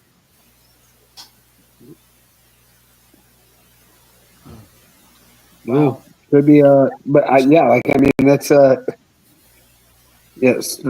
They start off a conference play at Pitt and then home against Virginia before a bye before they go to Miami and then home against Boston College. This sets up maybe nice for them to make a run at the beginning. They could be undefeated going into November. That's a legit possibility. And they could be one of those teams. And somebody from the ACC will be one of these teams early in November and stuff that everyone is calling a fraud. And they probably will be right about that. Yeah. A team with 1 or 0 losses that really isn't very good. That is potential. That happens every year. You always have that team where you're like, yeah, but Yeah, like last year was Pitt. You know, like 7-0, and then like 1-4. 7-6, right? 7-0 to 7-6, losing to Toledo in the Motor City Bowl. I don't care what they call it now. It's always the Motor City Bowl to me. Damn it. I mean, because I'm pulling it right now because I don't remember it right off the top of my head. But I mean, last year, yeah, Louisville hit their ups and downs. Obviously, they lost to Notre Dame. They lost to SMU, but all one possession. Both of those one possession games. They lost one possession to Miami. The inexplicable loss at Stanford last year was the one that really stood out. Other than that, they played two playoff teams, one possession games, and Miami was still a one possession, 52-45. I mean, the Stanford one is the only one that where you're like, what the fuck? Yeah. That was the only one where it was like, and I mean, because again, they beat Clemson last year, so they kicked their butt. Yeah. So. Oh yeah. And they had a fairly competitive game with Notre Dame. Yeah. That was an ugly game. Yeah. 31-24 loss at Notre Dame. They had a ball to tie at the end, but defense got stopped. And then they lost 34-27 to SMU at home. Again, one possession, very competitive. So those are not bad losses. The Stanford one is the one that sticks out. Going, yo, horrible clock management. I brought on there at the end. Horrible clock management. Yeah. The tree always gets you, though. The tree always gets you.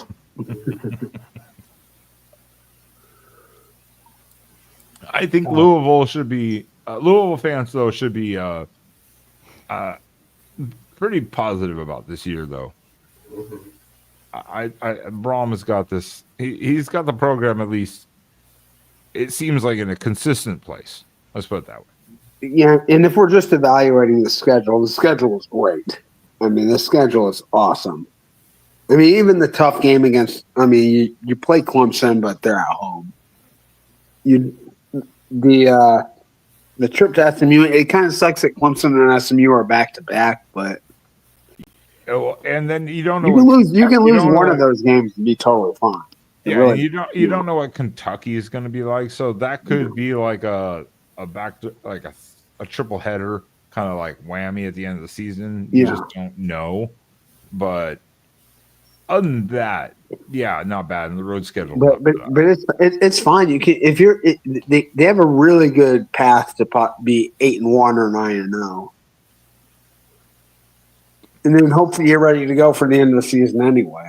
You know, yeah, it's possible. I'd rather have that at the end of the year than in the middle of the year, because then you could trip up and lose some other crap game. Yeah, it's possible by all means, because I mean, again, last year they could have easily won all of the 4 games they lost. They could have easily won them. Well, all one possession losses. So Louisville's in a good place, I think. Yep. Yeah. All right, let's run through this bitch. Let's go. Let's go Syracuse. Ooh, Okay, so we covered Cal, we covered Duke, Florida State, Georgia Tech, Louisville, Miami. That's it. North Carolina State, North Carolina. That's 8. We covered. Let's see.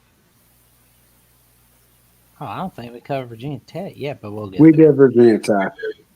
Yeah, we did. Let's go Syracuse. Yeah, that's right. We did cover Virginia Tech. So let's go Fran Brown, year 2.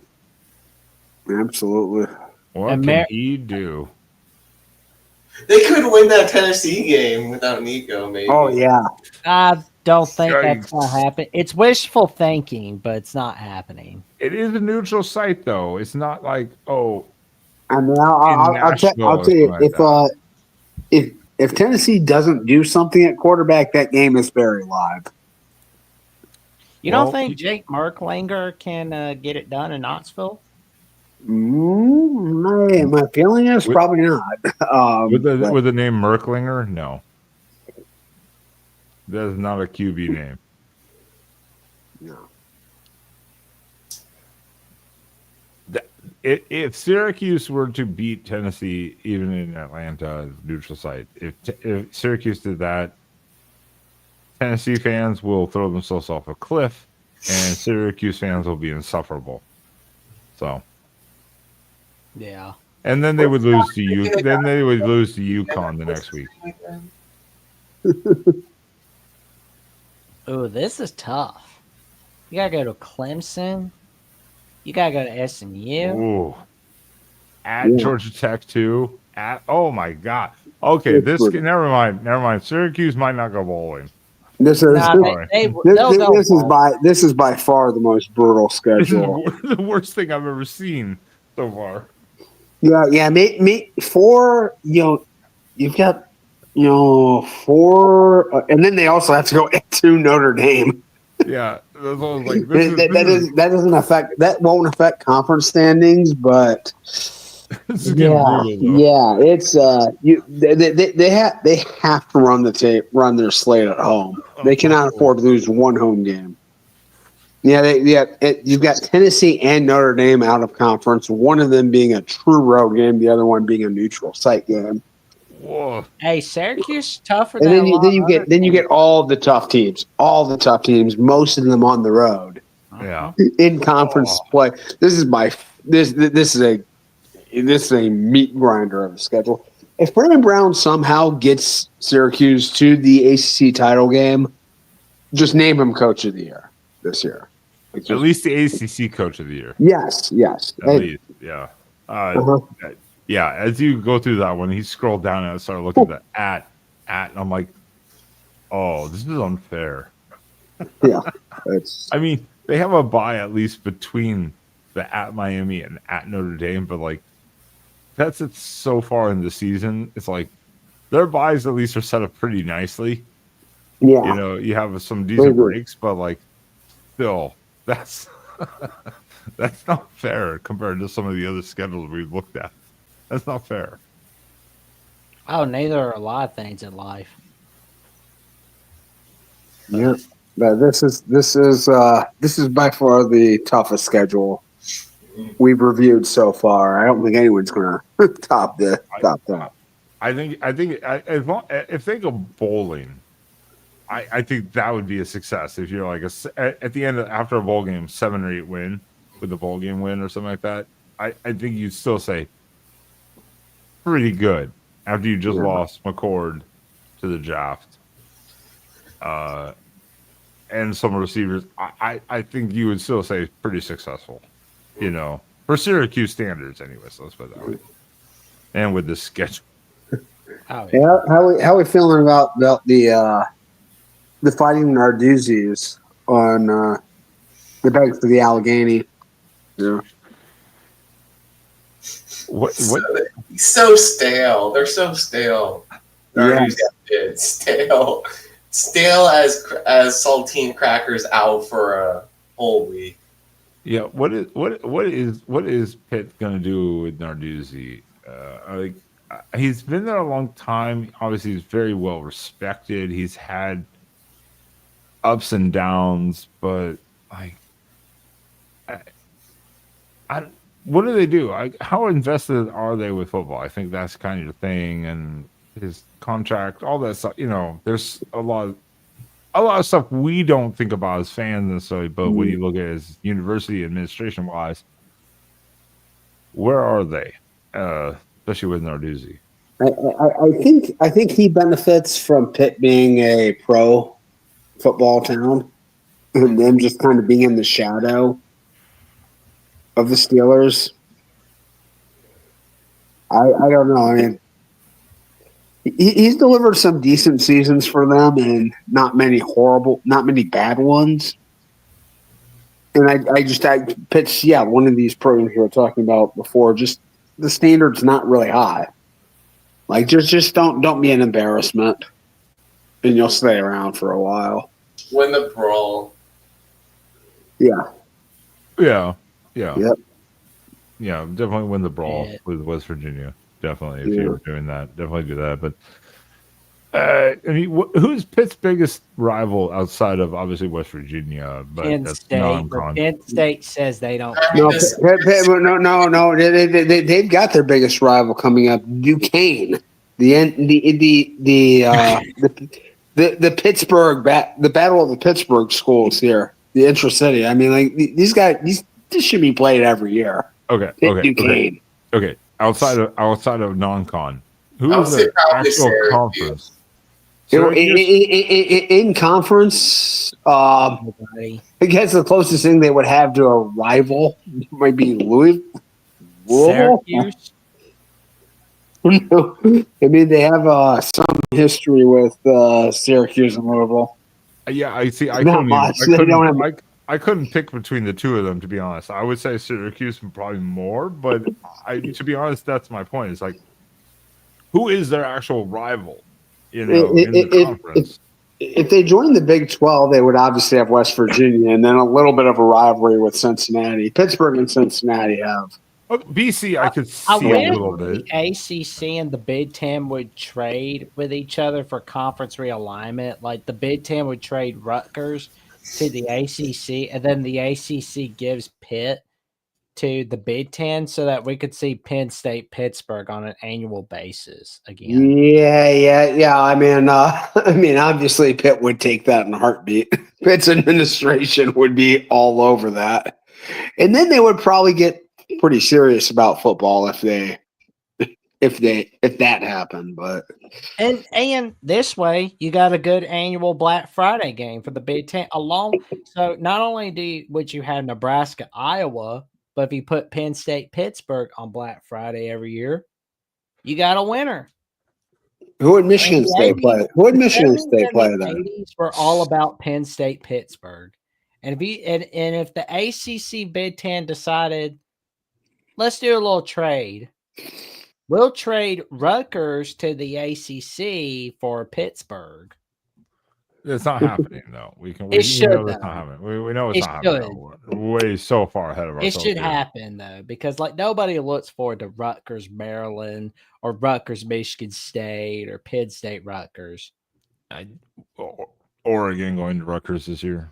Yeah, no, That doesn't no one cares. scream No one cares. rivalry to me. Yeah, no one cares.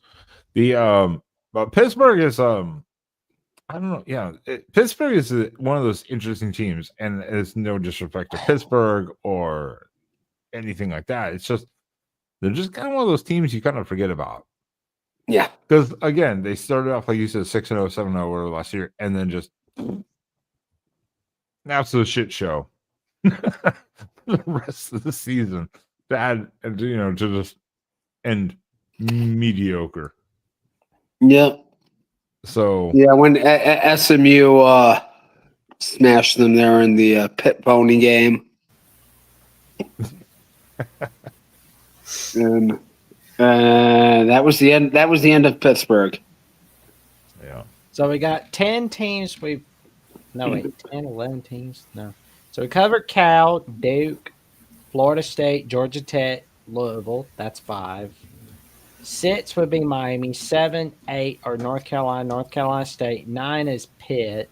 10 is Virginia Tech. So There's a big one we haven't. There's a big one we haven't done yet, and I think we should do it next. There's a couple big ones we haven't done. Chat, what would you like next? The teams remaining are Boston College, Clemson, SMU, Stanford. No, wait, we did cover Syracuse, so that's 11. Yeah. Thank So God. Boston College, Clemson, SMU, Wake Forest, Stanford. Virginia.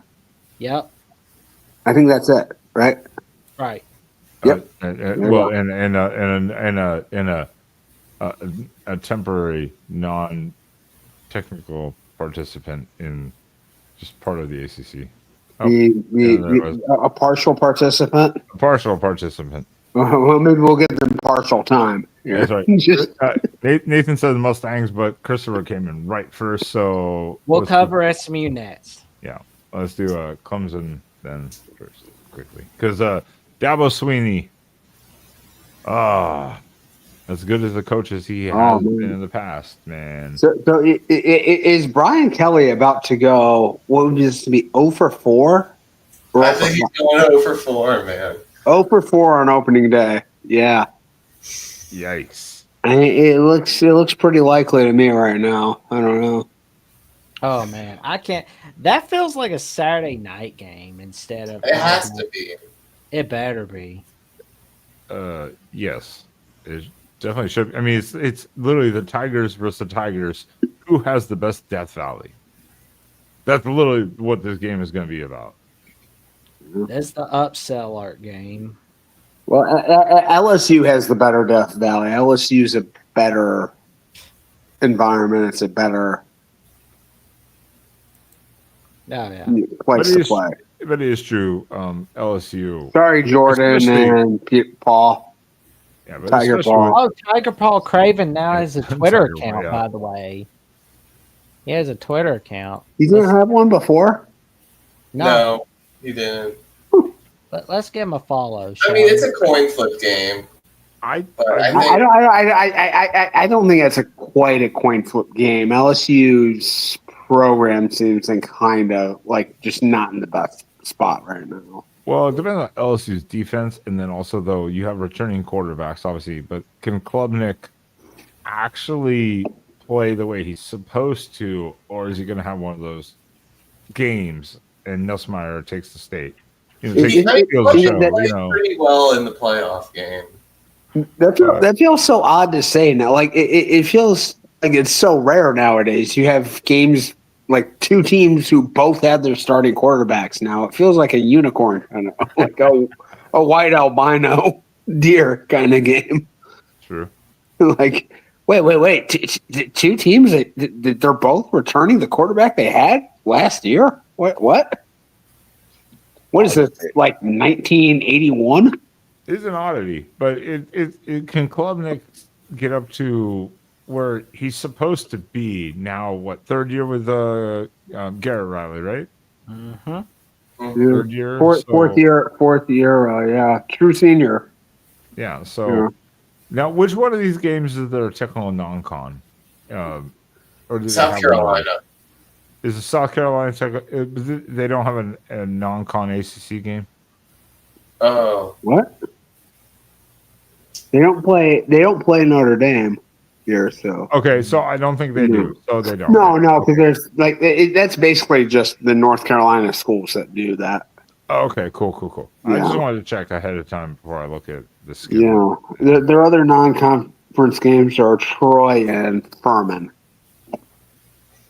which I mean, like it's one of the nice benefits, I guess. Not many teams take advantage of this of only having 8 conference games. Is they did schedule, they have 2 pretty difficult non-conference games. Yeah, in general, having South Carolina every year. I mean, one, again, it's a rivalry, so that I love having those. The rest of theirs, for the most part, are usually garbage. But having LSU, and they've been doing the SEC games every Yeah, year. They do one year, pretty much every year. Yeah. I respect that. I can respect that. Obviously, it makes sense because Yeah, it's usually at Clemson. It's usually like Auburn or Georgia in this year. well, it's regional. It makes sense. They're only like 7-8 hour drive apart. It's really not that bad. True. Yeah. So But Dabo Sweeney though. So yes, they made the playoff last year. They almost blew winning the conference last year. They almost did blew it. SMU made a push. Dabo's not in any hot seat, I don't think. I don't think he's not in any sort of condition for that. If he's in contention for the conference next year, even if he doesn't make the conference game or win it, he's fine. There's no issue. I would say they're heavy favorites this year, though, to win it. Oh yeah. I don't know if I would. I don't know if I would go heavy. Like I wouldn't put minus money on them to win the league this year. Who would be second then? I mean, because you could argue then. You know what's SMU. weird? Who would be second? God, I mean Louisville with that schedule, that it's pretty hard to say that they shouldn't be in the running. You know they're probably going to be pretty well close. Well, that's why I said maybe SMU would, because Jennings is back and stuff like that. SMU could be back in the running. No, they should be.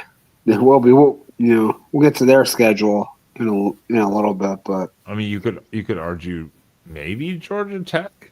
Yeah.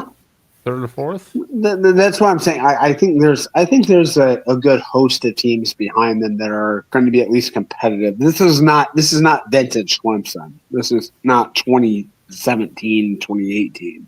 Are we basically saying the ACC is like throwing at a dartboard where it's like, hey, who fucking knows?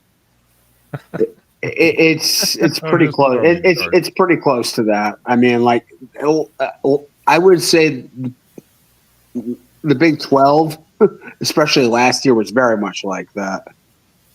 Yeah, when you're picked last in your conference and then you win it.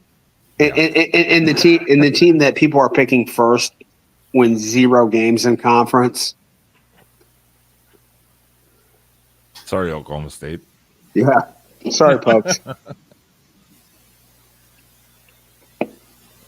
Austin. We were talking shit about you earlier. And we already talked Louisville. So yeah. You're done. Clemson's their bye weeks are decent. Yeah. This really comes down to their defense being consistent, and then Klubnik taking that step forward that he needs to, though. Oh yeah. Because he has been, I think everyone's seen it. He's been up and down, up and down. Like Texas game, you said in the playoff, great. Other games, not so much. He has to be consistent. So, are you going to see that this year, or are you not? Yeah, I mean, he was great in the playoff game. They lost, and they lost pretty comfortably, but he was really dealing in that game. He made a push to bring them back. Yeah. Yeah. Yeah. Yeah.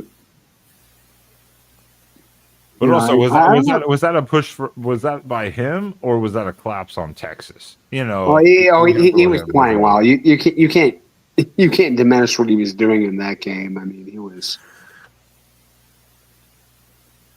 But yeah, I don't know. Looking at this, their schedule. I think at Georgia Tech, at Louisville, those are challenges for sure. And then they host SMU. It's not a given.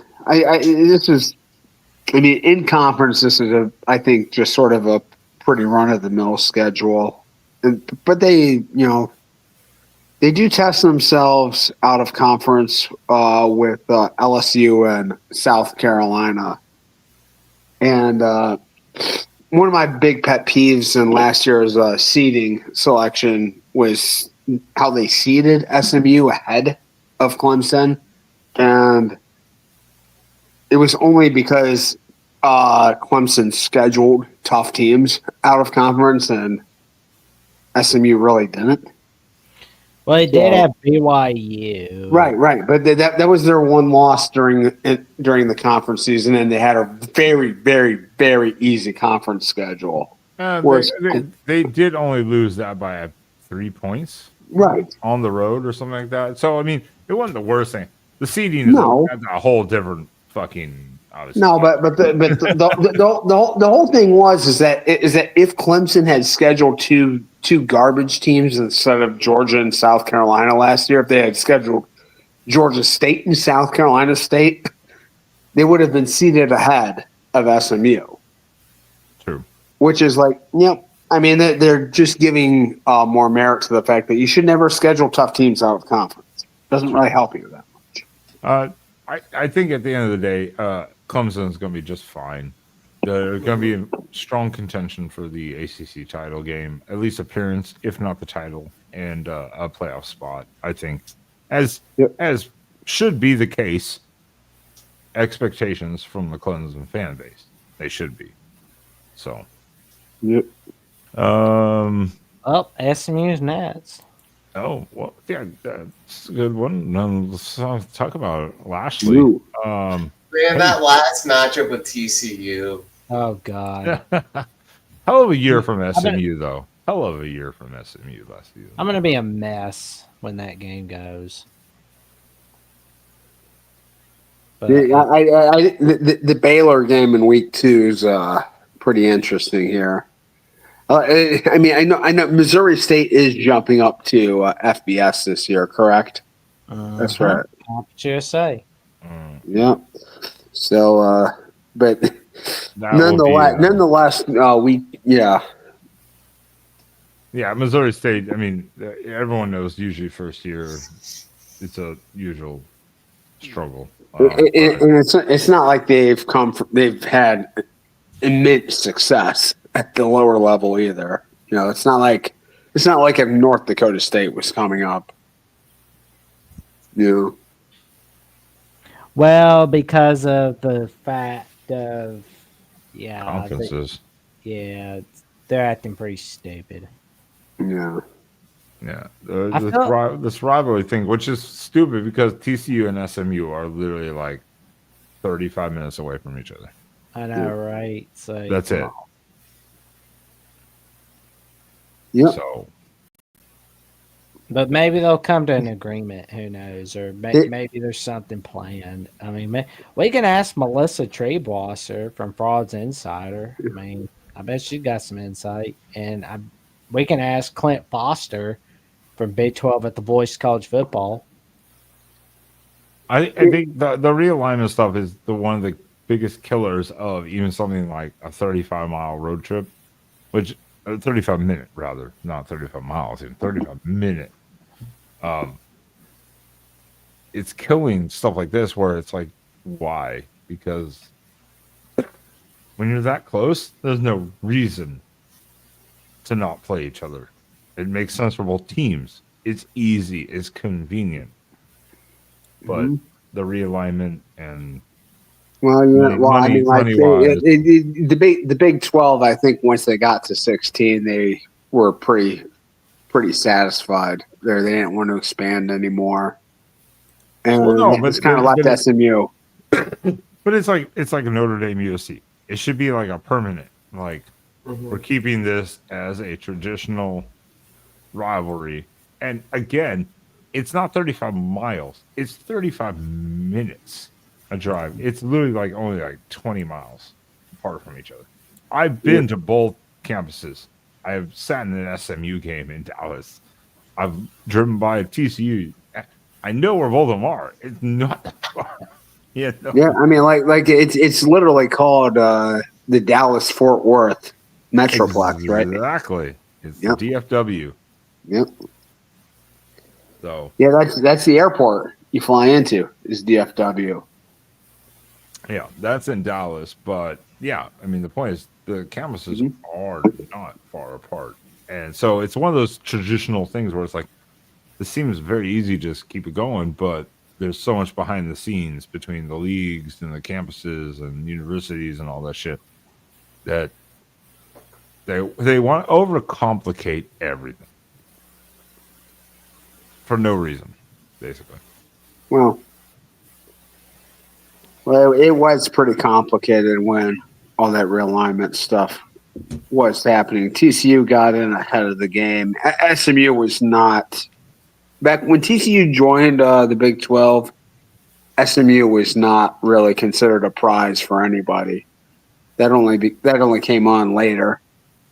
When I have to stop and argue with Trojan Fight. I'm sorry.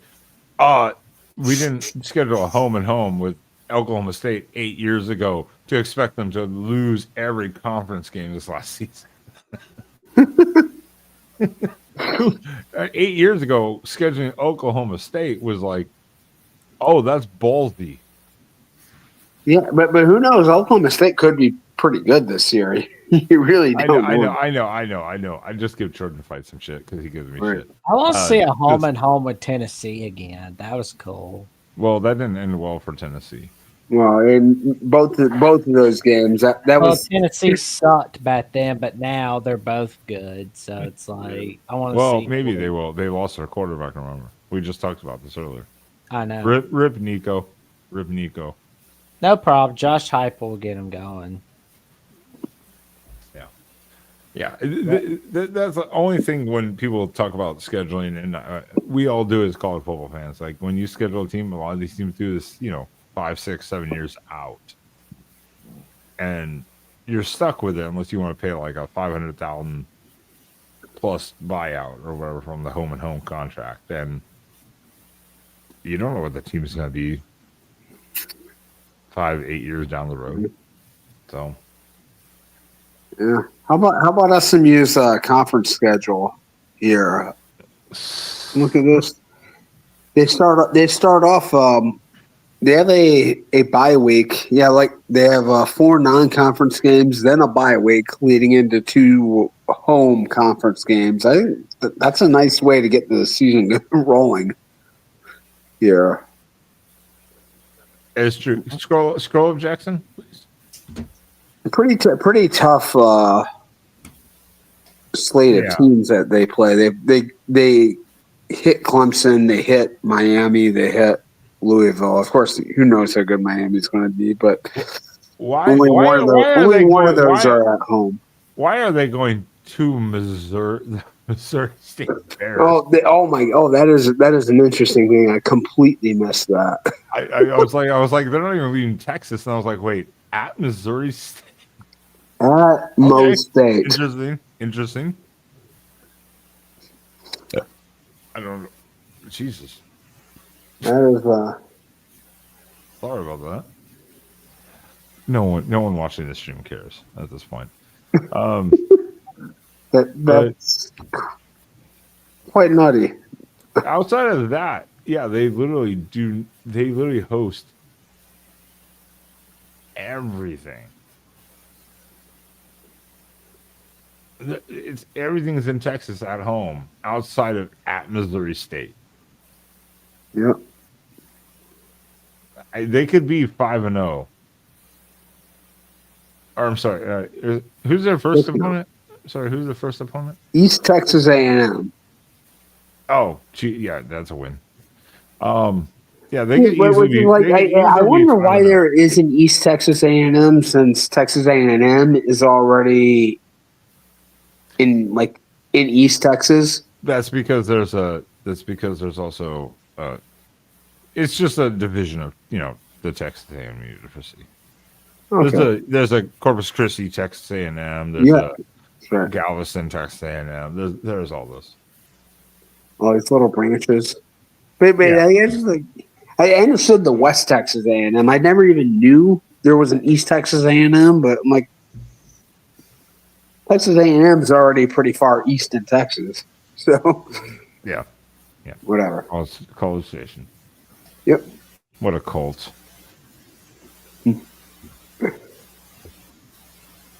Their schedule is not bad though. I mean, they start off really good. They host Stanford. Yeah. They at Clemson. Back to back at Clemson, then at Wake Forest though. That's not great. I mean, especially with Dave Clawson not being at Wake Forest anymore. Wake Forest might be kind of the punching bag in the league this year. I don't know. This year, yeah. I think. Yeah, them in Virginia probably are. Yeah. Yeah. At Cal to end the season, but you have your buys. Your buys are pretty nice. Set you up pretty well, nicely spaced out. I can see SMU being right in the fold for the ACC title game again. Oh yeah, yeah. Their schedule is just I mean, it's just fine. I like that it doesn't. The way it starts is because I think if you win a lot of games early, like that can build momentum. No. Yeah. 100%. Yeah, that's why I said I think the schedule it does set up nicely where it's like your only road game in that first part is at Missouri State, which it should be an easy win, but you're building your team development and continuity, so that helps build for the rest of your schedule.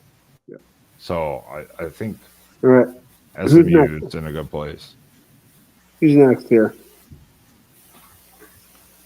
Well, we're ready for the next team. Whoever the next team is, sure. Let's Oh, we got we got Boston College left. All right, cool. Let's go with the We Belichicks. talked. Okay, we went with Boston College. Not the Belichicks. I'm sorry. Yeah, Who am I thinking? Bill O'Brien. Bill O'Brien. Bill O'Brien. I was like, we oh got shit! Boston College, I'm stuck on North Carolina. Boston College, Stanford, Virginia, and Wake Forest. And we have our guest team, the affiliated team. Will is like sitting in the background going, I ain't here for nothing. Boston College, Michigan State. Interesting. It's an interesting one. Yeah, that was a good game last year. I think Sparty is probably going to be a little bit better than this year. BC lost their quarterback. The Holy War. This is Holy War. This is an like Notre Dame. This is an interesting. I was wondering if they played Holy Cross this year. This is an interesting question. It has nothing to do with it, but no, Trojan fight. Utah moving to the Big Ten? No, that's not happening. No. Well, no. One, they'd have to. That's totally clickbait horse dumb. Yeah, they'd have to break That's the horse whole Big 12 grant of rights stuff and sign. Well, that's the ACC yeah. that has this grant of rights.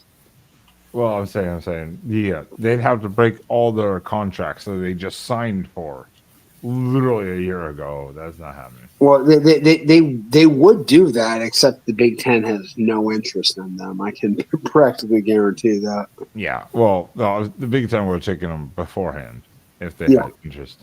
So, Utah has a lot of hurdles to clear if they ever want to join the Big Ten. And I love Utah. So I'm not shitting on Utah or anything like that. I love Utah, but yeah, no, that's not happening. People forget Utah was in the Mountain West not that long ago. So, 13 years ago. Yeah. 13, 14 years ago. Mm-hmm. Before they joined the Pac-12. Yep. Pac-10 to make it Pac-12, whatever. Okay, yeah. So, wait, who are we talking about? Boston College. I was like, wait, who are we talking about? Oh, Boston College. Your bye weeks. I can already tell are not nice. Long gap. Yeah, he's got a long run. They have it off before at Syracuse, but the bye week before that doesn't even show up on the screen. Yeah, about 8 straight weeks. 8, 9. Oh, yeah. Oh, do they have 8? Did they really have 8 games? 1, 2. Yeah, they have 3, and then they have 3 before the first, and then 1 after the second. So there would have to be 8 in the middle. Yeah. Oh, that's the Oregon stretch from last year. Yeah, where our 8th game was at Wisconsin, which is obviously yeah. So you're worn out. Yeah, but very kind of fortunately, and I wonder if this is by design. The last 3 games before their second bye are all at home. They're all at home. I know, but their last 4 games are brutal. At Louisville, Notre Dame, SMU, Georgia. Like, you guys are screwed. If you're Boston College, you got to look at the schedule and go, why? Yeah. Why? Especially you lost your quarterback. You lost your quarterback. You lost they don't have first round picks a lot of times. They're probably going to have one and maybe another one in the second round this year. So yeah, I mean, it was like maybe a retooling year for the Eagles. they're that stretch of games though. You just mentioned how the last 3 are at home.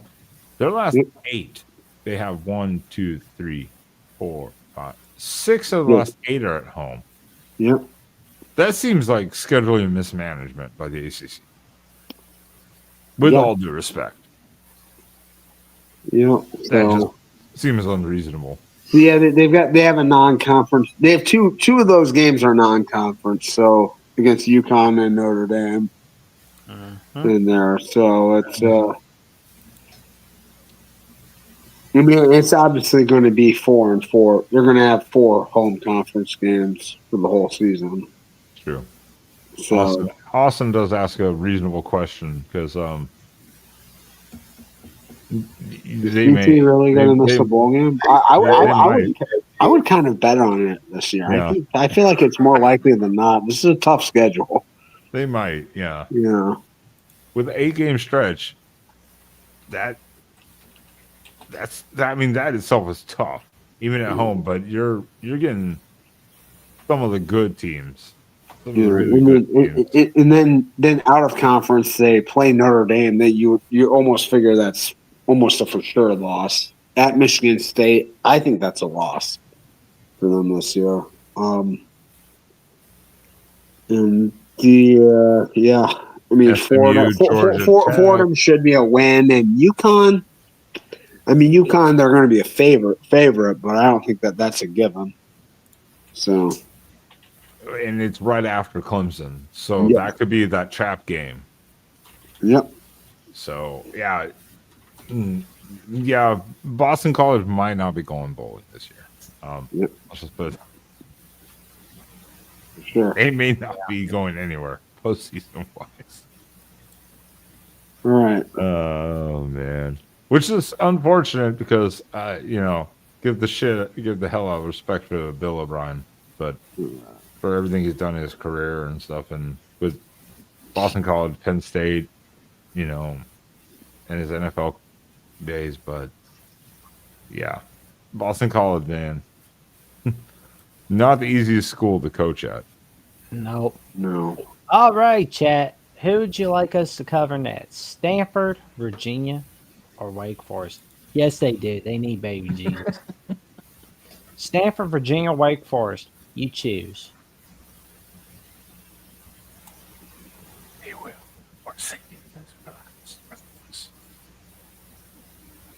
What'd he say? Quack. Just pick someone. Oh, UVA. There we go. Thank you, Jason. Tony Elliott for the 4th season. I can't believe he's been there for 4 seasons. That's I can't Virginia even believe for this is his 4th season. I gotta wonder, like, among the worst coaching jobs among Power 4 teams, like Virginia has to rank pretty high amongst them, don't they? I mean, they've never been good, like ever. It's bottom. It's bottom 25% probably at least. Well, they Bottom did go to the 30%. Orange Bowl in 2019 against Florida. Florida smacked them, but Bronco Mendenhall gave him a good run. They had a good year that one Yeah. season. And that's Bronco Mendenhall. This is Tony Elliott. Yeah, I know. Yeah, I would take Bronco Mendenhall over Tony Elliott in most things in life, probably. I don't know.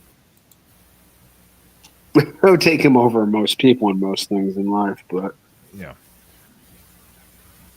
Well, I mean, Bronco Mendenhall is going to win at Utah State now. So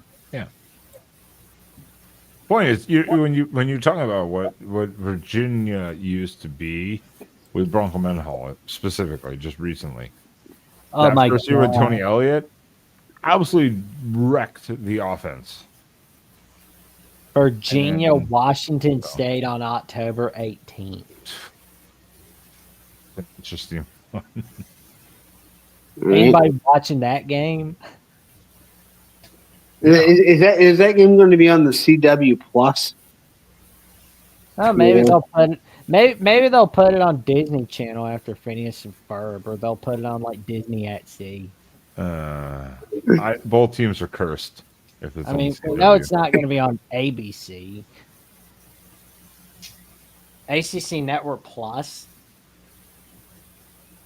Yeah, that's definitely a possibility. At North Carolina, at Austin says Virginia used to be good. When has Virginia ever been good at football? Bronco Mendenhall.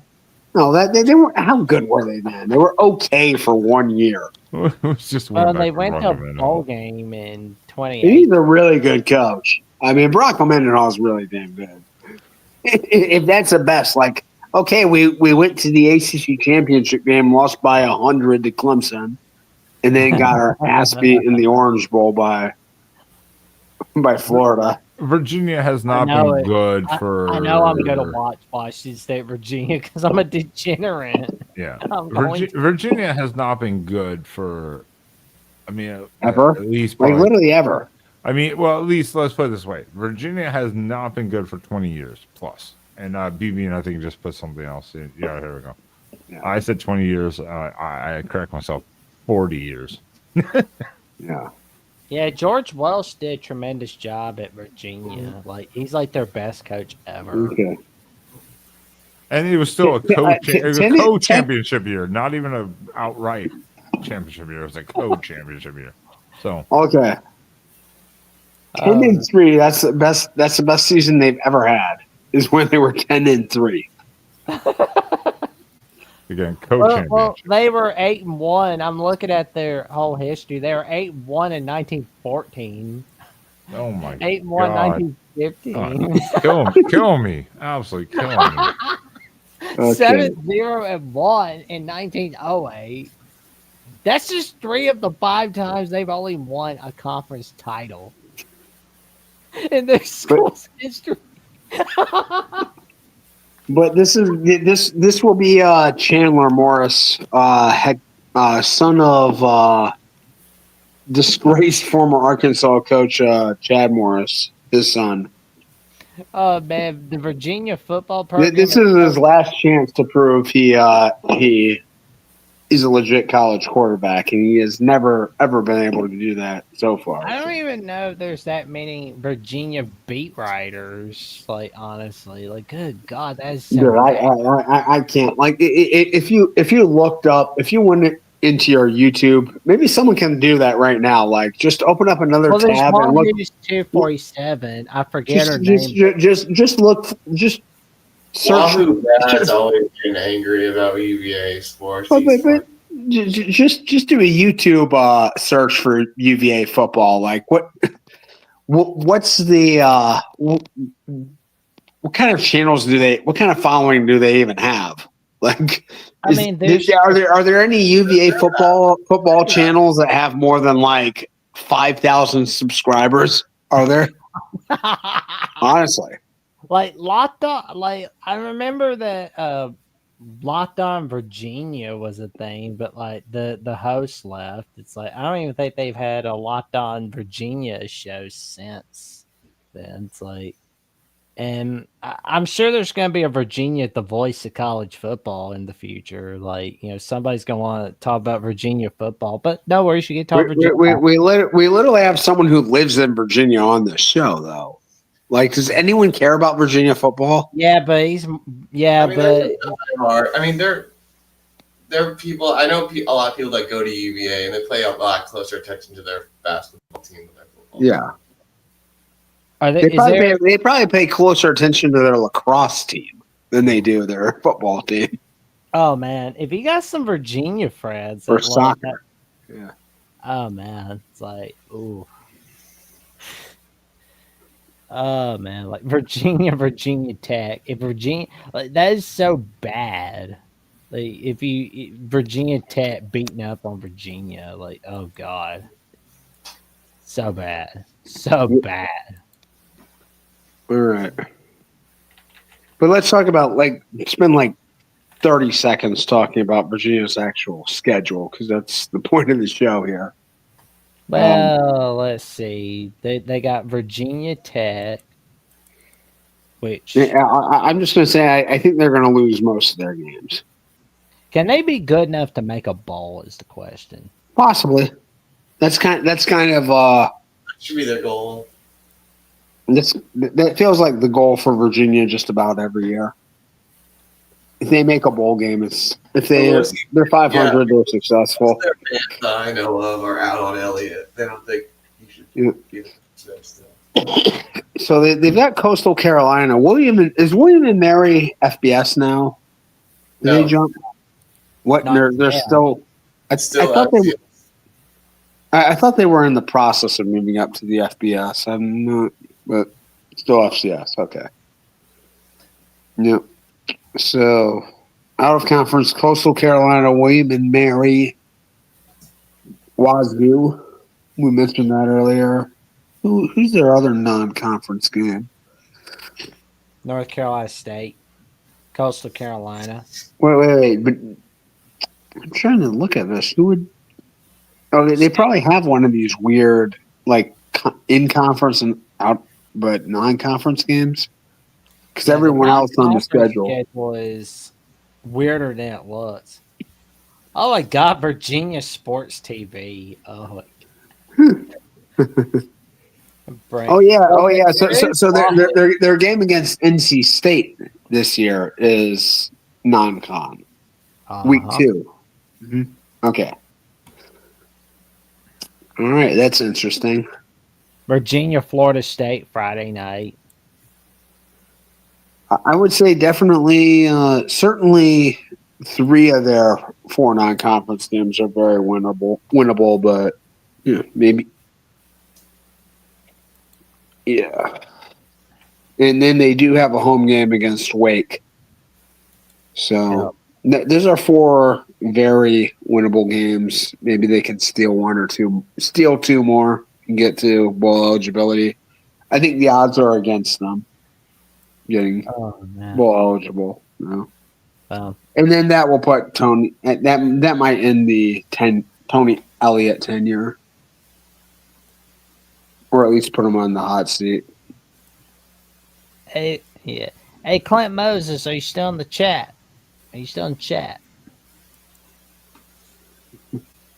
Virginia, I can't believe that's a conference game.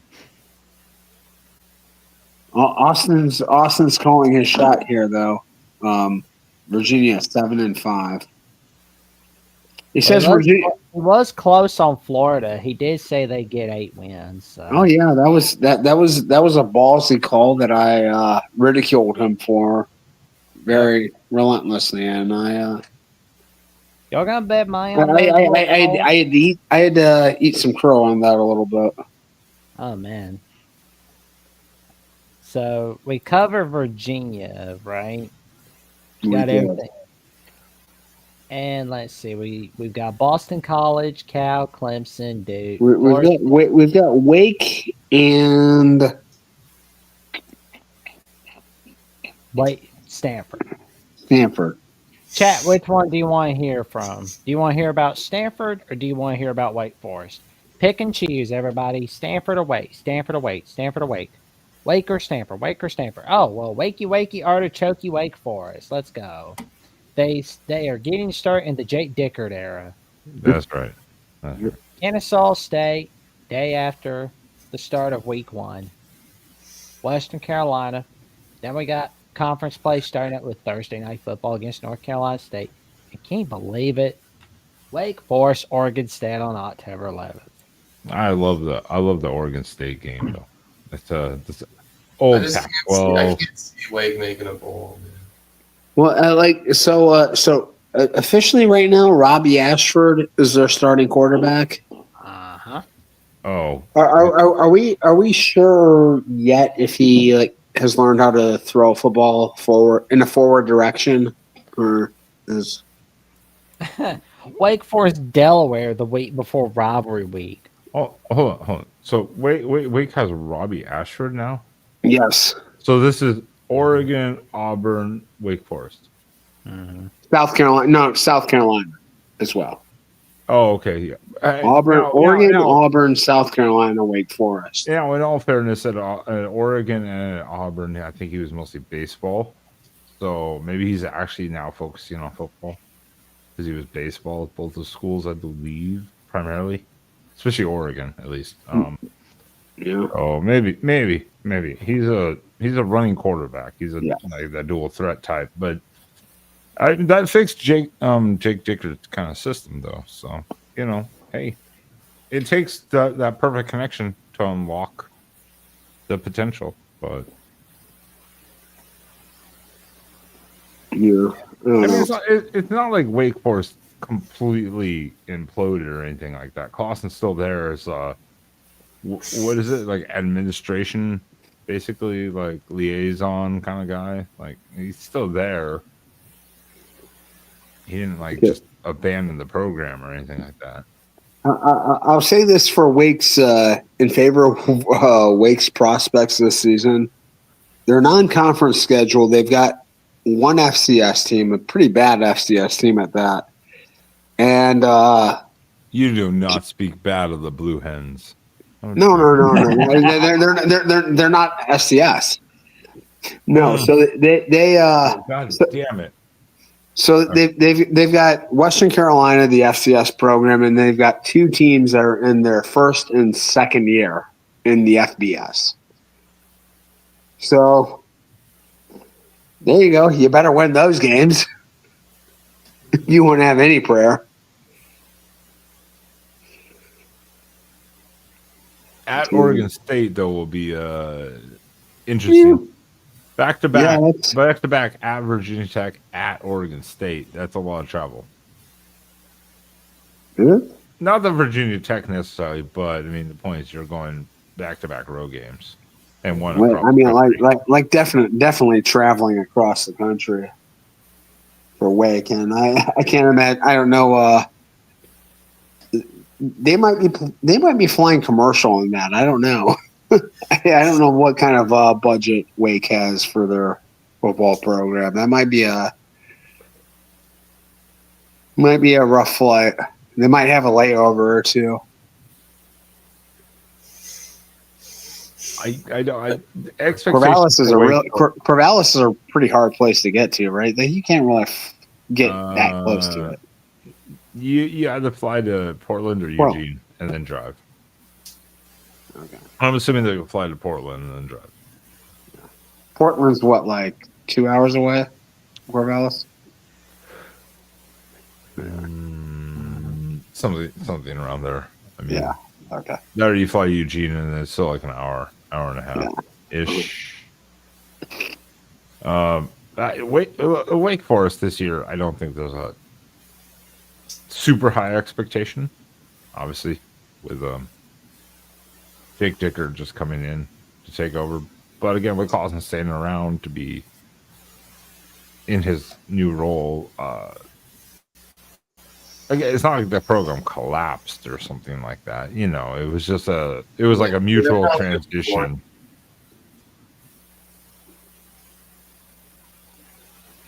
There we go. Now, are they going bowling? I don't know. No. Very unlikely. That would be a very successful year if they go bowling. Stanford, on the other hand, anytime anybody doubts Frank Reich, that just means one thing: he proves everybody wrong. Stanford has one of the more interesting storylines of the offseason, though. Oh man, that was so funny where Troy Taylor got fired, man. It's like he was a diphthong.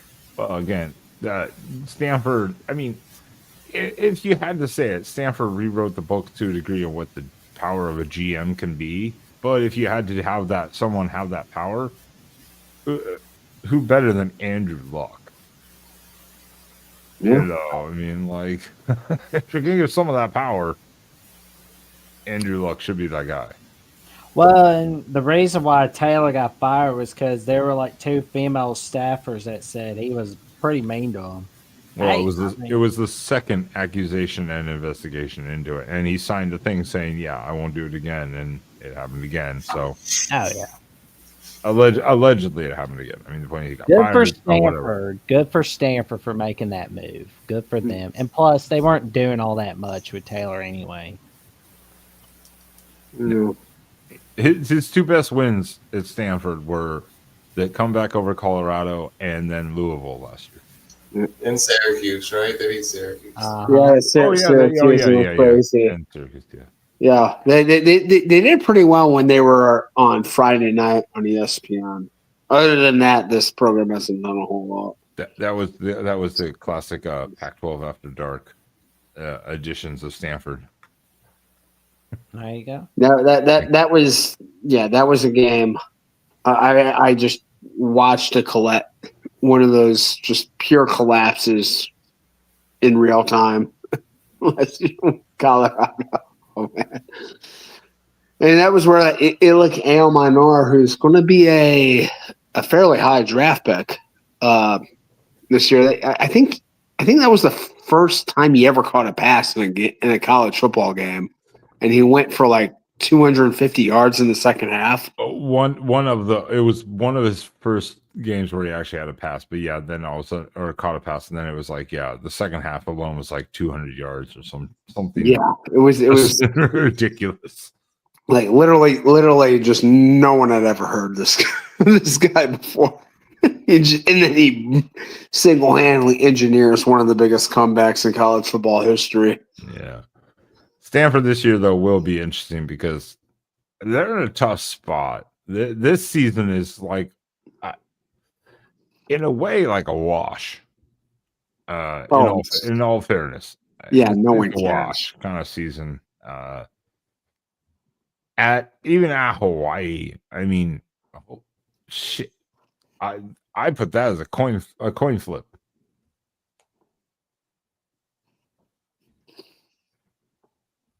I mean, that's how bad it is. At Hawaii is like a toss up. Yeah. You know they're going to spoil somebody's season along the way, though. You know they're just going to pull a rabbit out of their hat somewhere. There will be someone. Now, Stanford is traveling a lot this year, though. You have at Hawaii, then you at BYU, at Virginia, at SMU. Where else are they going here? Did Will just Irish goodbye us, or he just doused us right before we talked Notre Dame? Well, yeah, go bed to finish this off. Oh, that's fine. He just hosed us. That Notre Dame game, they might be Notre Dame. That the spread on that game could be absolutely enormous. It could be in like the 50-something range at the end of the year. Ooh. Probably will be. Yeah. I'm just looking at their on my end, their schedule. Yeah, at Hawaii, at BYU, at Virginia, at SMU. Then they go to at Miami, at North Carolina. Good Lord, yeah, they're traveling a lot this year. Yeah. I'm not. Stanford is not going bowling. Let's put it that way. I'm just calling it right now. It's not happening. Yeah, they have to make what, really 3 cross-country trips and the other one to Dallas. Yeah. Dallas, and then again at BYU, which is at Hawaii, which is just, I mean, that's another cross-country trip. Yeah, that's a 5.5 hour, 6 hour flight. Yeah. The point is, this is for Frank Wright to step into this position, even on a 1-year deal. I mean, that's a ballsy move. I mean, I get it. He didn't have anything else going for him, but I mean, at the same time, that's a tough position to put yourself into. Yeah. Yeah, I don't know. Maybe he can parlay this into a good late career move. Like Yeah. Maryland, that'd be Oh, cool. But Well, it's so, I mean, they just stay at Stanford. I mean, he stay at Stanford for like 5-6 years. I mean, it's a what is one- he like? What is he it's a- like? 60-ish years old, Frank Reich? it's a 1-year deal. That's it. But Now, but that doesn't mean he can't become the head no, coach. I'm saying now, if somehow he took this into a 6-6 season, with promise, yeah, I think Stanford would, and he was open to it. Stanford would definitely probably offer him a couple 2 or 3 year contract or something like that, But right now, as I understand, it's a 1-year only deal while they assess, and it depends on what I think. Andrew Luck has so much say in what they want to do because, of course, he's an alum. He was, star quarterback, great NFL player. He knows the systems of what he wants it to be like. Maybe it's going to be interesting to see what happens during and after the season with Stanford, especially coaching. And I love Stanford. I hate them, but I love them. Their tree's stupid, but it is. Got a super chat from Matt Ritson. Lucky win 3 games.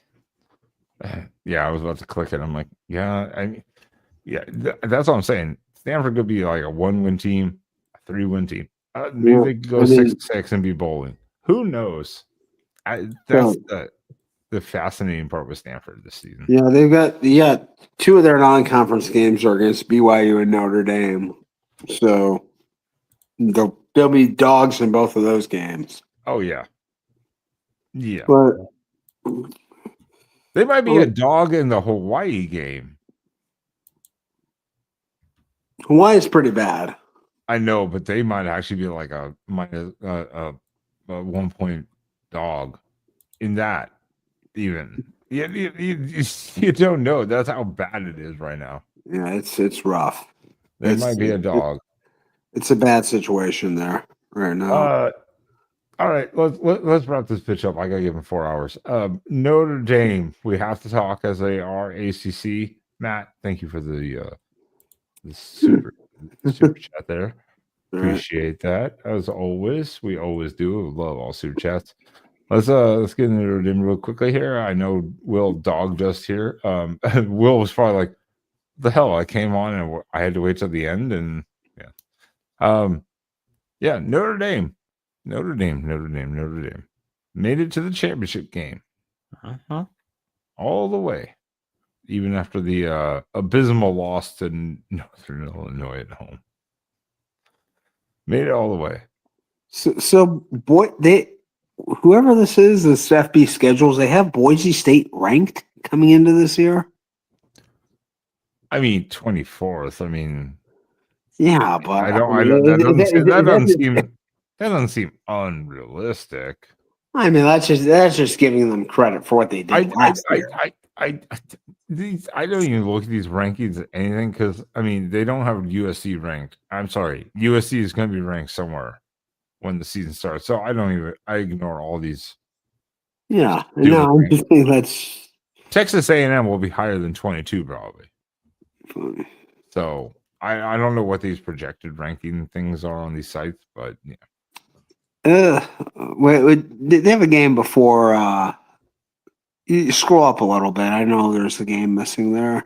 They play Miami. They started the season with Miami, right? Yes. Mm-hmm. Yeah. So this got announced to Peacock, which what game? Which one did? Boise State. Oh, yeah. Okay. Boise State. Yeah, because I was talking to somebody on a tweet on FBS schedule where I said, "Well, I'm likely watching that either on my laptop or my phone." Somebody was like, there's smart TVs, right? I'm like, well, yeah, but I'm going to be watching the main games on the smart TV. So it's like, It's like I don't think bros really watch the boys' college football, but oh well for him. And so, with without Will here, unfortunately, shout out to Will for showing up and sitting through the whole ACC preview without talking Notre Dame. um, Notre Dame has a lot of question marks though going in. Obviously, new DC in Chris Ash, Former new quarterback. former Buckeye defensive coordinator. Exactly. Mhm. New quarterback who no one knows what's going to be. It's going to be Angeli, Carr, or oh crap, they have a third quarterback, and I can't. I kind of feel like it's very likely to be CJ Carr. That's what everyone is talking about. They're kind of like, okay, Angeli's has seasoned a little seasoned. Carr is not, but the upside of a CJ Carr taking over the reins, kind of like take your lumps, but go with the upside of it. But yeah, you're losing a lot of good players. Yeah, You are bringing back Love at running back, so Notre Dame has a lot of potential. It's just how does Marcus Freeman go into his fourth season and not have that dumb slip up that Notre Dame has every season where they lose at home to NIU or Marshall. Yeah. And Well, Stanford and almost to Cal, stuff like that. Like, well, here's the thing. I'm not 100% sure they could survive this year having a slip up like this because this schedule is poop. I mean, it's bad. And I think it could be even worse because I think Miami is probably not going to be great this year. No. And then I do give Purdue should, well, put Notre Dame schedule back up there. Come on. I know, right? We're looking at it. Yeah. I do give them that. They do have on this season. They do have some better games. They have, at Arkansas. That's not a gimme. Boise State. It's not a game you should lose, though. I mean, like that if you want to compete for anything, like at Arkansas should not be too intimidating.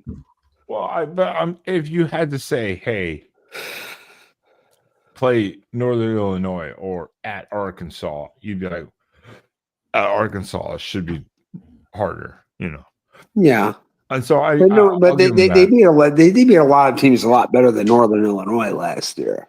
I mean, that was a fluke, weird one-off loss, once in a generation loss. No, but I'm saying you have Miami, you have Texas A&M, you have Purdue, which Purdue, obviously not high expectations. No, but at Arkansas, you have Boise State. When Boise State, just generationally, Boise State causes people a lot of problems, no matter what it is. It's Boise State.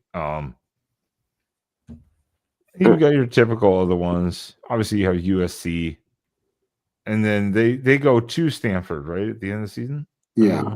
So maybe Stanford put it together enough where they have a game plan or something like that. You have Syracuse. Yeah, it's not like the worst schedule in the world. It's the hardest. It's not dog shit or something like that. Well, I'm saying like this is a schedule where if you lose once and you're not in a conference, you can't play for a conference championship. You're probably gonna be like crossing your fingers on selection day. Like I don't even know if 11-1 with this schedule automatically gets you into the playoffs. I think it depends on, but that's kind of the great thing and the dumb thing with the playoff is that it depends on how everyone else performs. Right. Absolutely. What everyone else's schedule is. But like I'm saying, like the big game, the toughest game on the schedule, at least, according to this, is Miami going in. And I think there's a very good chance that the bottom falls out under Miami this year. Like I could see Miami finishing the year 6-6, easily. and Texas A&M kind of similar. So I mean, Texas A&M, USC, like I don't view any of those games as like daunting challenges. Like,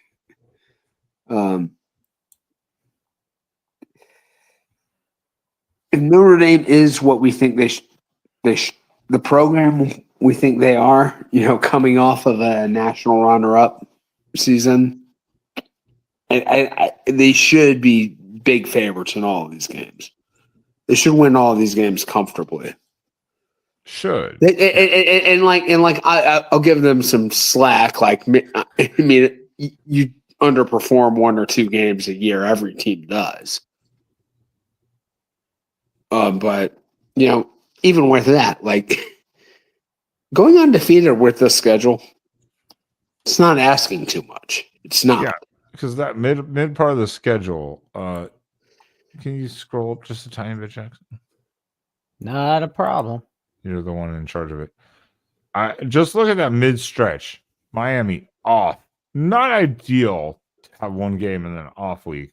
Yeah, that's not either. I agree. But look, home game at Arkansas, home game, off. That sets up pretty nicely.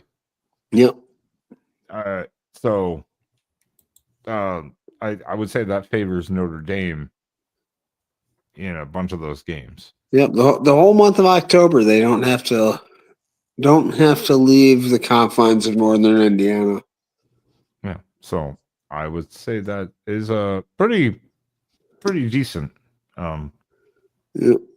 Again, not the easiest path. I'm not saying that by any means, because Texas A&M still at Arkansas, Boise, and then USC.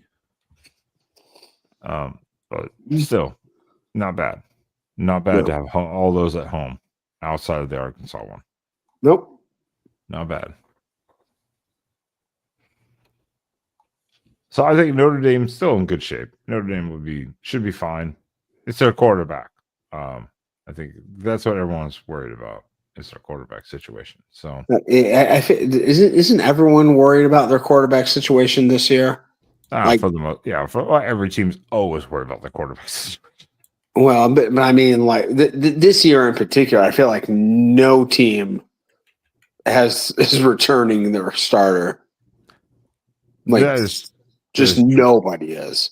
Everyone's breaking in a new starter this year, or at least has a transfer or something like that. But so you don't know how it's going to work.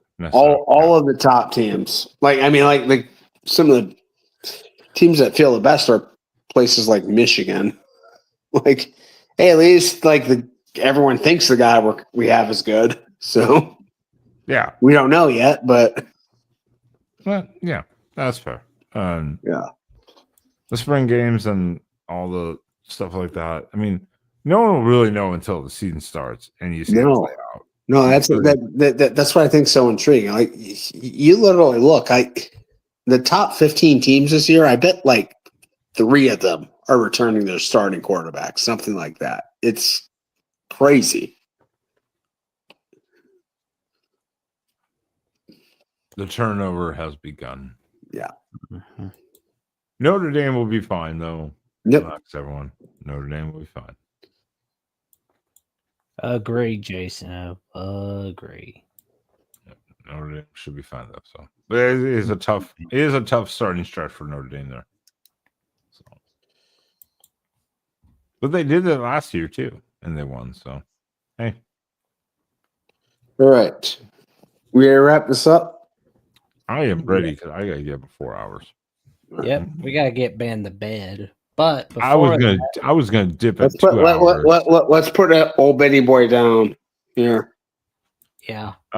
So then, Jackson, I see you in the background. If you want to really quickly, why don't you wrap this up with a little business? There we go. Check out the Voice College Football @Twitter account where you can get top-notch discussion, debate, and analysis with no off-season. Where you can check out After Dark, Florida Gators Live every Sunday night with Tyler Whitfield and Tyler Natuno, where they bring magic, all kinds of magic together on Sundays. And you got Kamarion Johnson, where I give my take on him committing to the Alabama Crimson Tide on the day of A-Day. There's Leanne Herring, the Patrick Mahomes of recruiting insiders, said by Mark Rogers himself on February 24th, 2025, on the Voice of College Football State of the Address. Clay Mike, Jordan Binkley, and Tucker Harlan, the new hires at Tennessee at the Voice of College Football, covering their take on Nico Iamaleava, deciding, well, this ain't going to work out. And much, much more. And then there's the Voice of College Football Instagram account where you can get top-notch takes on Instagram, where you see the top 10 players who never won the Heisman from Matthew Miller, Brian Kelly being Brian Kelly, Gil Sayers bringing that magic, Andrew Luck, Aaron Rodgers. So much magic everywhere on the Voice of College Football. From the Voice of College Football @Twitter account and the Instagram account. Check it out. Give it a follow because you're going to get top-notch college football coverage from each of the sites. But also, it could be the day after Easter. It could be May 1st. But I'm going to tell you right now, there's going to be a treat waiting for you from the Voice of College Football. And it's coming soon. All right. Well, first and foremost, this was a long-winded ACC. Yeah, sorry. We didn't get into it like before. I gotta save my voice for Monday. Monday night. It was like 40 minutes before we even got into the schedule preview. And then we went through 18 teams, so it's going to take a little while. We're degenerates. We're up late at 1. Talking about college football, but we love it. We love it. This is the best job ever. Well, happy early birthday, Christopher. All right. And That's right. With the expanded conferences, I think we forget every time we think about doing previews, we're like, oh, yeah, we have a lot more teams to cover. Yeah, don't ever say we won't take long because remember we spent 40 minutes talking about Syracuse one day. Yeah. Well, and it's repetitive because then you're talking like Stanford, Cal, SM, and then you're repeating all these teams again and again and again. Over 18 teams, it takes a while. We try not to do it, but it happens. well, at least the pack should be short. Uh-huh. That one. I didn't know we were doing that, but okay. We're not doing the pack 2 this year. We can definitely do a show. We'll involve them. Yeah, in some way, shape, form. Obviously. All right. Well, other than that, I have nothing. I have nothing left. No, not from me either. Sean. Yeah. What have you got going on? You guys want to hear me break down the tariff situation? Oh, God. I don't think we can do that on a college football channel. Rats. Okay. All right, then. But we would love to hear your breakdown of the tariff situation on @Twitter and on Blue Sky, though. All right. Drop the links. Follow me. There you go. For all of your tariff news.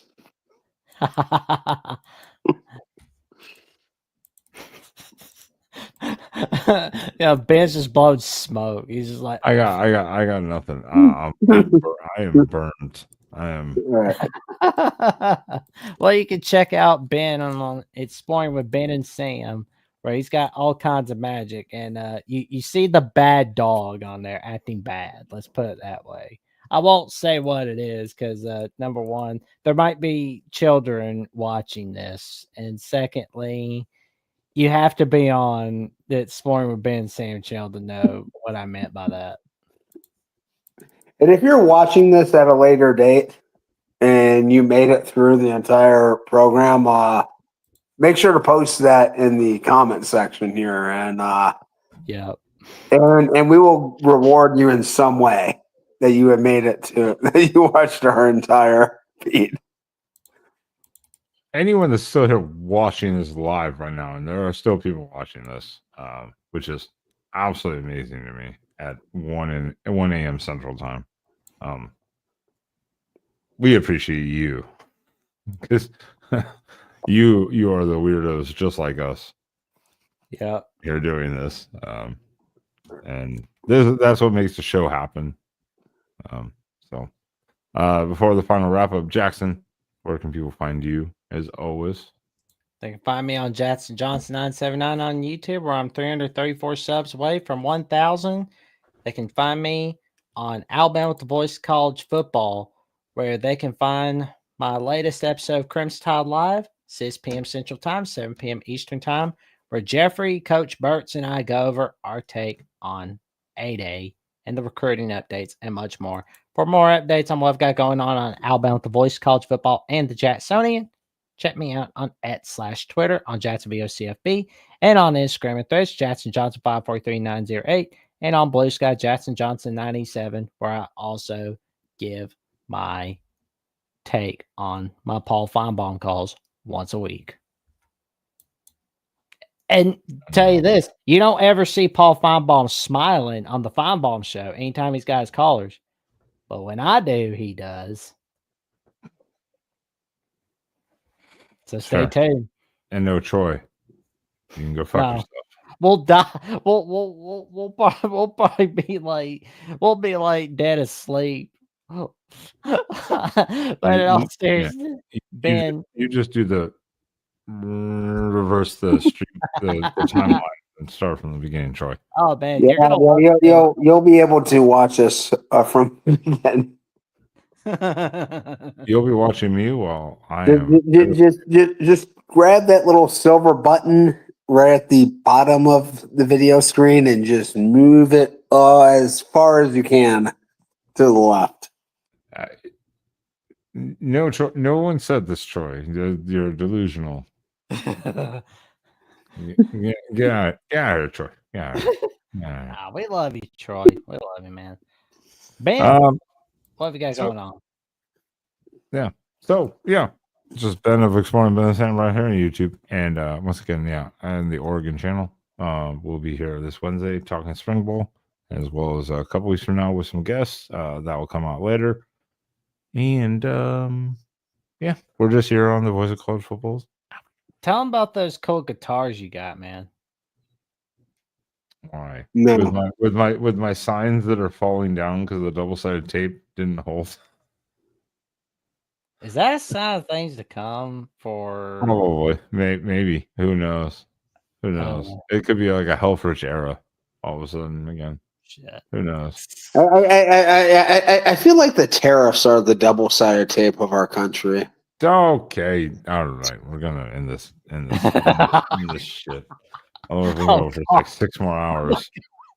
So everyone talking about tariffs, I guess. But everyone in the chat, appreciate you guys being here. We appreciate very much. Tell your friends, your family, and the cashiers at Publix about the magic that the Voice of College Football is bringing you. And let's get to 100,000 subs.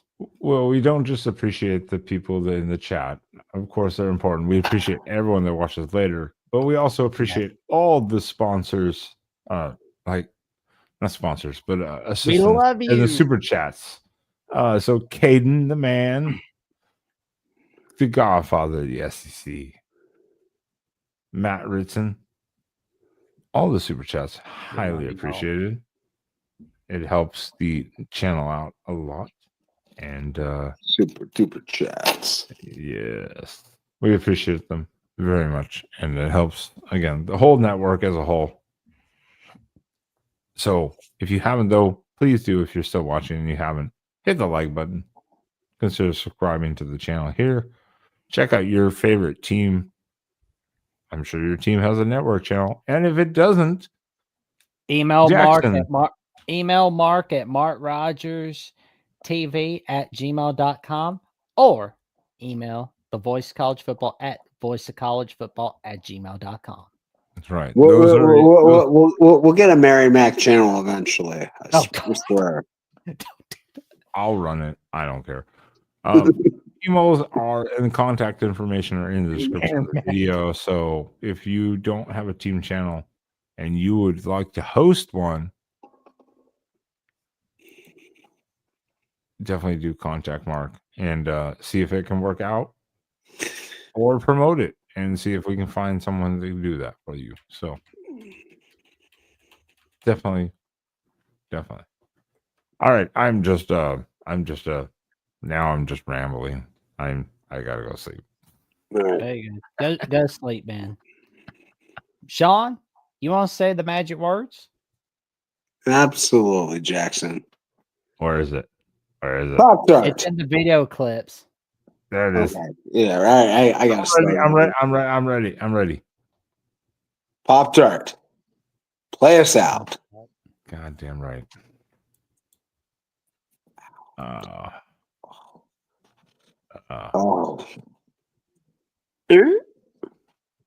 I want. Are they gonna have 4 Pop-Tarts next year? Who knows? I don't know, but they're gonna have to get extra toasty. Maybe it's just a stripper. Maybe it's a stripper Pop-Tart. Extra toasty. That's funny. Mm. But I feel like Man, that's I